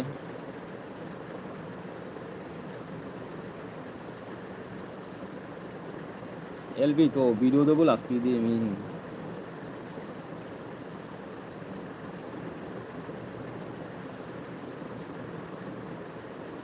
ꯕ꯭ꯔꯣ ꯏꯪꯊꯝ ꯊꯥꯅ ꯅꯨꯡꯉꯥꯏ ꯑꯩꯁꯨ ꯂꯥꯛꯏꯁꯤꯗꯤ ꯑꯗꯨꯒ ꯎꯔꯕꯁꯤꯅ ꯀꯔꯤ ꯍꯥꯏꯕ ꯕ꯭ꯔꯣ ꯏꯪꯊꯝꯊꯥꯅ ꯅꯨꯡꯉꯥꯏꯈ꯭ꯔꯦ ꯎꯔꯕꯁꯤ ꯀꯔꯤ ꯏꯪꯊꯝꯊꯥꯅ ꯆꯥꯕꯁꯨ ꯍꯥꯎꯈ꯭ꯔꯦ ꯃꯨꯛꯕꯥꯡ ꯇꯧꯕꯁꯨ ꯅꯨꯡꯉꯥꯏꯅ ꯃꯨꯛꯕꯥꯡ ꯇꯧꯔꯦ ꯑꯍꯥꯎ ꯑꯍꯥꯎꯕꯗꯣ ꯐꯪꯉꯦꯕ ꯆꯥꯕ ꯅꯨꯡꯉꯥꯏꯌꯦꯕ ꯍꯅꯨꯕꯤ ꯑꯣꯟ ꯔꯣ ꯑꯗꯨꯗꯒꯤ ꯔꯣꯕꯤꯇꯥ ꯑꯇꯥꯎꯕꯤꯅ ꯑꯣꯟ ꯍꯥꯏ ꯎꯔꯕꯁꯤꯅ ꯍꯧꯖꯤꯛ ꯀꯥꯏꯗꯅꯣ ꯀꯗꯥꯏ ꯁꯤꯜꯆꯔꯗꯔꯅ ꯀꯥꯏꯗꯅꯣ ꯅꯪꯗꯤ ꯃꯤꯖꯣꯔꯥꯝꯗ ꯂꯩ ꯍꯥꯏꯕꯅꯤ ꯌꯥꯝꯅ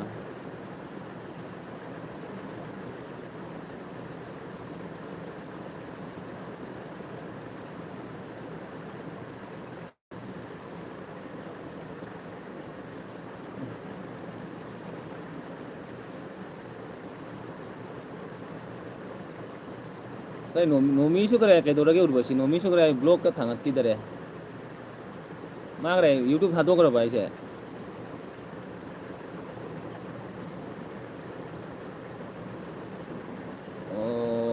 ꯔꯥꯖ ꯕ꯭ꯔꯗꯔ ꯂꯥꯛꯑꯦ ꯍꯥꯏ ꯌꯥꯔꯁꯦ ꯍꯥꯏ ꯏꯌꯥꯝꯕ ꯀꯔꯥꯏ ꯔꯥꯖ ꯕ꯭ꯔꯗꯔ ꯋꯦꯜꯀꯝ ꯋꯦꯜꯀꯝ ꯑꯩꯒꯤ ꯑꯦꯜꯕꯤꯗ ꯂꯥꯛꯄ ꯉꯁꯥꯏ ꯑꯗꯨꯒ ꯎꯔꯕꯁꯤꯁꯦ ꯎꯗꯕ ꯀꯨꯏꯔꯦ ꯑꯗꯨꯗꯒꯤ ꯏꯆꯦ ꯑꯅꯨꯅ ꯑꯣꯟ ꯂꯩ ꯌꯥꯏ ꯏꯆꯦ ꯑꯅꯨ ꯅꯪ ꯀꯔꯤ ꯇꯨꯝꯃꯒꯦ ꯍꯥꯏꯗꯤ ꯏꯆꯦ ꯑꯅꯨ ꯀꯔꯤ ꯇꯨꯝꯃꯨꯔꯣ ꯊꯦꯡꯉꯦ ꯑꯩꯁꯨ ꯂꯣꯏꯁꯟꯗꯣꯔꯕꯅꯤ ꯅꯣꯏꯅ ꯈꯨꯜꯂꯛꯇ ꯉꯟꯅ ꯍꯧꯒꯠꯄꯅꯤꯅ ꯑꯗꯨꯒ ꯏꯆꯦ ꯎꯔꯕꯁꯤꯅ ꯁꯤꯜꯆꯔꯗꯅꯤ ꯑꯗꯨꯒꯗꯤꯅ ꯂꯥꯏꯛ 22 ꯂꯥꯏꯛ ꯗꯟ ꯊꯦꯡꯀ꯭ꯌꯨ ꯑꯗꯨꯒꯤ ꯔꯥꯖ ꯕ꯭ꯔꯗꯔ ꯀꯔꯤ ꯏꯟꯖꯥꯡ ꯆꯥꯒꯦ ꯑꯗꯨꯒ ꯏꯇꯥꯎꯕꯤꯅ ꯔꯥꯅ ꯖꯒꯣꯏ ꯁꯥꯔꯦ ꯕꯦꯝꯆꯥ ꯏꯆꯦ ꯑꯗꯨꯒ ꯏꯆꯦ ꯕꯦꯝꯆꯥ ꯑꯗꯨꯗꯒꯤ ꯕꯦꯝꯆꯥ ꯃꯩꯇꯩꯅ ꯅꯣꯃꯤꯗꯤ ꯑꯅꯨꯕꯤꯗ ꯍꯪꯂꯣ ꯑꯗꯨꯅꯦ ꯍꯥꯏꯗꯣ ꯀꯅꯥꯅꯣ ꯑꯅꯨꯕꯤꯗ ꯑꯠꯆꯥ ꯑꯅꯨꯕꯤ ꯍꯣꯏ ꯈꯨꯟꯒꯤꯔꯥ ꯅꯣꯃꯤꯗꯣ ꯑꯗꯨꯒ ꯏꯆꯦ ꯕꯦꯝꯆꯥꯅ ꯒꯨꯔꯗꯤꯞ ꯆꯥꯔꯕꯣ ꯑꯗꯨꯒ ꯔꯥꯖ ꯕ꯭ꯔꯗꯔꯅ ꯆꯤꯆꯦ ꯀꯔꯤ ꯏꯟꯖꯥꯡ ꯆꯥꯒꯦ ꯑꯗꯨꯒ ꯅꯣꯃꯤ ꯕ꯭ꯂꯣꯛꯇꯣ ꯈꯪꯗꯔꯦ ꯕ꯭ꯔꯣ ꯍꯥꯏꯔꯁꯦ ꯑꯗꯨꯅꯤꯅ ꯃꯥ ꯎꯈꯤꯗꯔꯅꯦ ꯏꯟꯁꯇꯥꯗꯗꯤ ꯌꯥꯝꯅ ꯀꯔꯤ ꯃꯥꯒꯤ ꯐꯣꯇꯣꯒ ꯌꯥꯝꯅ ꯑꯞꯂꯣꯗ ꯇꯧꯋꯤꯅꯦ ꯌꯥꯝ ꯁꯣꯔꯠ ꯁꯦꯝꯃꯦꯕ ꯑꯗꯨꯒꯤ ꯑꯦꯜꯕꯤꯁꯦ ꯉꯁꯤꯗꯤ ꯊꯦꯡꯅꯔꯦꯍꯦ ꯄꯨꯡ ꯀꯌꯥꯗꯒꯤ ꯊꯥꯒꯦ ꯔꯥꯖ ꯕ꯭ꯔꯗꯔ ꯄꯨꯡ 8ꯗꯒꯤ ꯊꯥꯏꯅꯤ ꯄꯨꯡ 1 ꯍꯦꯜꯂꯦ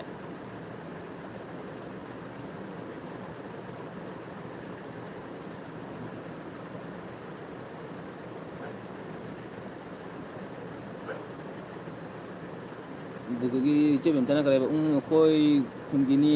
ꯑꯩꯒꯤꯗꯤ ꯎꯅꯖꯗ꯭ꯔꯤ ꯅꯣꯃꯤꯗꯣ ꯑꯗꯨꯗꯒꯤ ꯏꯆꯦ ꯑꯗꯨꯒ ꯔꯥꯖ ꯕ꯭ꯔꯗꯔꯅ ꯀꯔꯤ ꯍꯥꯏꯕ ꯆꯤꯆꯦ ꯆꯤꯛꯀꯦꯟ ꯆꯥꯔꯦ ꯑꯗꯨꯗꯒꯤ ꯔꯣꯕꯤꯇꯥꯅ ꯍꯥꯏꯕ ꯔꯥꯁ ꯍꯥꯏꯅ ꯍꯧꯔꯅꯤ ꯍꯥꯏ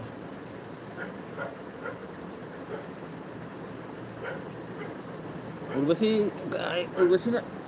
ꯅꯪ ꯋꯥꯆ ꯇꯥꯏꯝ ꯀꯌꯥꯝ ꯁꯨꯔꯒꯦ ꯎꯔꯕꯁꯤꯗꯤ ꯋꯥꯈꯥ ꯀꯨꯏꯔꯕꯅꯤꯅꯦ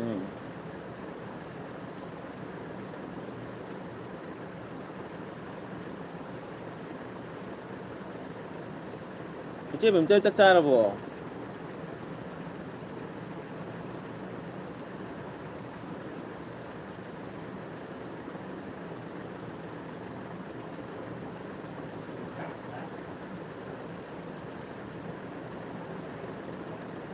ꯀꯣꯃꯦꯟꯁꯦ ꯂꯦꯞꯈ꯭ꯔꯕ ꯁꯤꯗ ꯈꯪꯗꯦꯅꯦ ꯏꯇꯥꯎꯕꯤꯁꯦ ꯂꯥꯁ ꯀꯣꯃꯦꯟ ꯑꯣꯏꯈ꯭ꯔꯕ ꯑꯣ ꯅꯥꯏ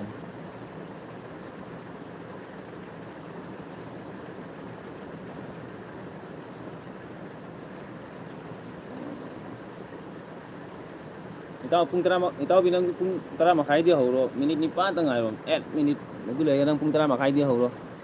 ꯕ꯭ꯔꯣ ꯑꯩꯒꯤ ꯁꯨꯝ ꯍꯟꯊꯅ ꯂꯩꯔꯦꯅꯦ ꯑꯣ ꯅꯪ ꯆꯦꯅꯦꯜꯗꯣ ꯆꯍꯤ ꯑꯃ ꯐꯥꯔ ꯃꯥꯜꯅꯦ ꯆꯍꯤ ꯑꯃ ꯍꯦꯜꯂꯝꯃꯅꯤ ꯅꯪ ꯆꯦꯅꯦꯜꯗꯣ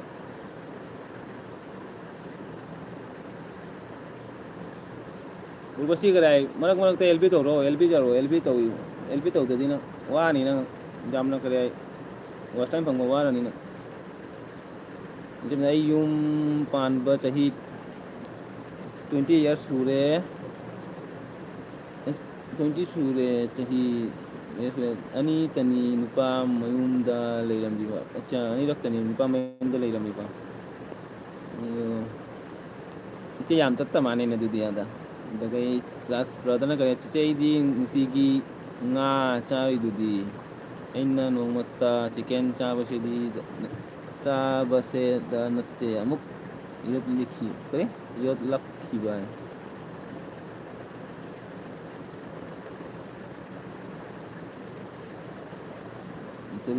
natil amuk yerok libay acha natin yolok libay mane mane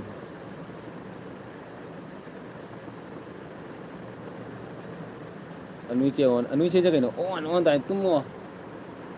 anui che chalo nang sai tumning ai tu de dugagi ida bina ai ta okay ta ai makeup to ri ai to ro pung tra ma khai de ho ro ta bina ngai che bim chana cha re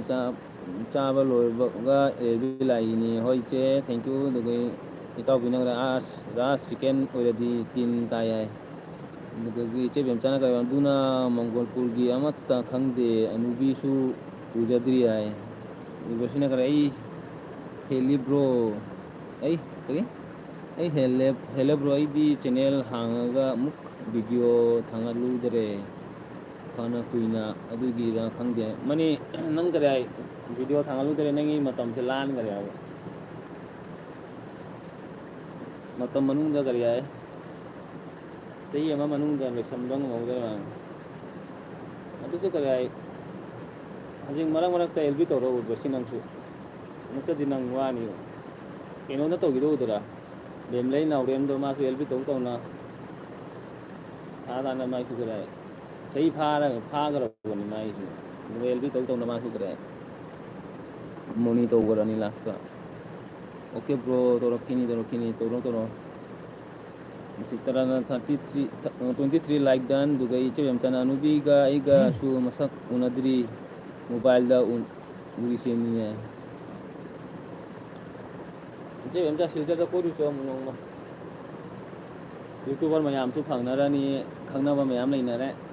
koi ro nungai ni oramani bro hoi toroke duga anu ichena che bemcha on khini hai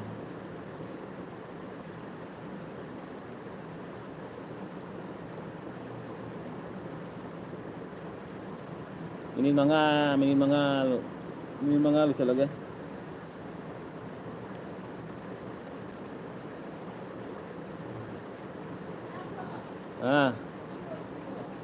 lôi rồi minit mga ngai una chak thira mo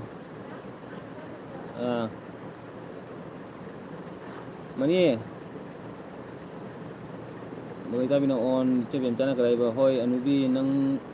na mongolpur gi mo oiradi unagadaba ko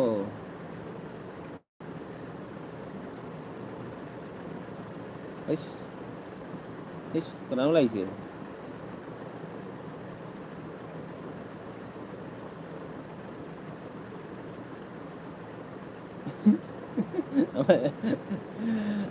là live đi solo là vậy mà kumai order tao mini nang gì comment ning thâu na live cái này mấy em comment ning thâu gi comment cho bảo ấy lạc pa mai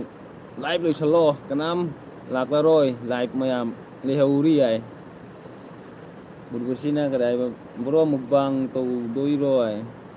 bro cái này ai mai bro ai ra lấy sorry sister ấy cái này gì mukbang tàu rồi nong ini matung tàu ra lakai khuding da LB ro kadai urwasi kadai ningtho LB na loi ra bani prince kadai tao mina prince matang na kadai ningtho kadai robita ki LB da lao ai ki loi ra robita ki LB ni ko mai LB da lao gi che bem chana pupu ai na ini pe lap ka to sama ka pile to anu chena kara like lekai khuding da kari prince lekai khuding da LV kana nama se GS punar nagur hai GS punar nagur hai kana no hai GS punar nagur besena good night bro hoi good night besin tomo good night loisa lagi isu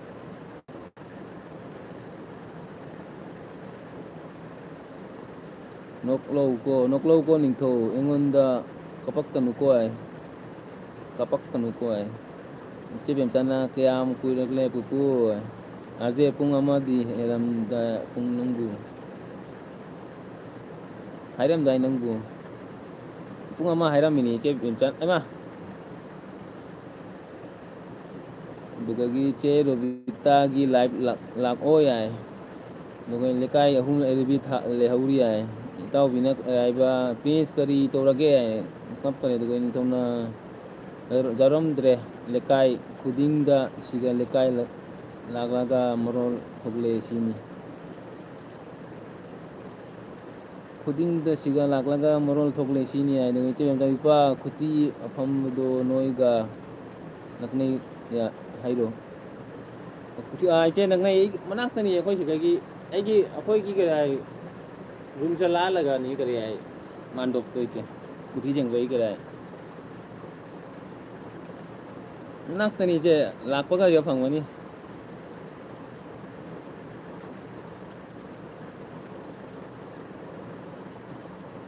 ꯑꯗꯨꯒ ꯅꯤꯡꯊꯧꯅ ꯀꯔꯤ ꯍꯥꯏꯕ ꯆꯦ ꯔꯣꯕꯤꯇꯥ ꯒꯨꯖꯔꯥꯠꯇ ꯆꯠꯇ꯭ꯔꯗꯤ ꯑꯩ ꯍꯥꯠꯈ꯭ꯔꯅꯤ ꯍꯥꯏ ꯒꯨꯖꯔꯥꯠꯇ ꯆꯠꯇ꯭ꯔꯗꯤ ꯍꯥꯠꯈ꯭ꯔꯅꯤ ꯍꯥꯏ ꯑꯣ ꯇꯅꯨꯒꯤꯗꯨꯔꯣ ꯑꯗꯒꯤ ꯄ꯭ꯔꯤꯟꯁ ꯂꯩꯀꯥꯏ ꯑꯣ ꯃꯌꯥꯝ ꯂꯣꯏꯁꯤꯜꯂꯁꯤ ꯂꯣꯏꯔꯦ ꯃꯌꯥꯝ ꯚꯥꯏ ꯍꯥꯏꯅꯔꯣ ꯂꯣꯏꯔꯒ ꯄ꯭ꯔꯤꯟꯁ ꯀꯔꯤ ꯍꯥꯏꯔꯤꯅꯣ ꯍꯥꯏ ꯀꯔꯤ ꯍꯥꯏ ꯇꯅꯨ ꯏꯆꯦꯒꯤ ꯀꯔꯤ ꯍꯥꯏꯕꯤꯗꯅꯤ ꯍꯥꯏꯗꯣ ꯏꯇꯥꯎꯒꯤ ꯃꯥꯅ ꯏꯆꯦ ꯕꯦꯝꯆꯥꯅ ꯍꯥꯏ ꯑꯣꯀꯦ ꯂꯥꯛꯀꯅꯤ ꯑꯩ ꯏꯆꯦ ꯂꯥꯛꯑꯣ ꯂꯥꯛꯄ ꯃꯃꯥꯡꯗ ꯐꯣꯟ ꯇꯧꯔꯛꯑꯝꯃꯣ ꯅꯣꯡꯃꯩ ꯃꯃꯥꯡꯗ ꯄ꯭ꯔꯤꯟꯁ ꯀꯩꯁꯨ ꯀꯥꯏꯗꯦ ꯍꯥꯏ ꯑꯗꯨꯗꯒꯤ ꯈꯨꯃꯟ ꯅꯤꯡꯊꯧꯅ ꯕꯥꯏ ꯕꯥꯏ ꯃꯌꯥꯝ ꯕꯥꯏ ꯑꯣꯏꯅꯔꯁꯤ ꯏꯇꯥꯎꯕꯤꯁꯨ ꯑꯦꯜꯕꯤ ꯍꯧꯔꯣ ꯕꯥꯏ ꯔꯥꯖ ꯃꯌꯥꯝ ꯕꯥꯏ ꯇꯧꯅꯔꯣ ꯂꯣꯏꯁꯤꯜꯂꯒꯦ ꯑꯗꯨꯒ ꯏꯆꯦ ꯕꯦꯝꯆꯥꯅ ꯆꯠꯂꯣ ꯒꯨꯖꯔꯥꯠꯅ ꯄ꯭ꯔꯤꯟꯁ ꯌꯥꯎꯗ꯭ꯔꯗꯤ ꯑꯦꯜꯕꯤ ꯇꯧꯔꯣꯏ ꯍꯥꯏꯕꯅꯤ ꯍꯥꯏ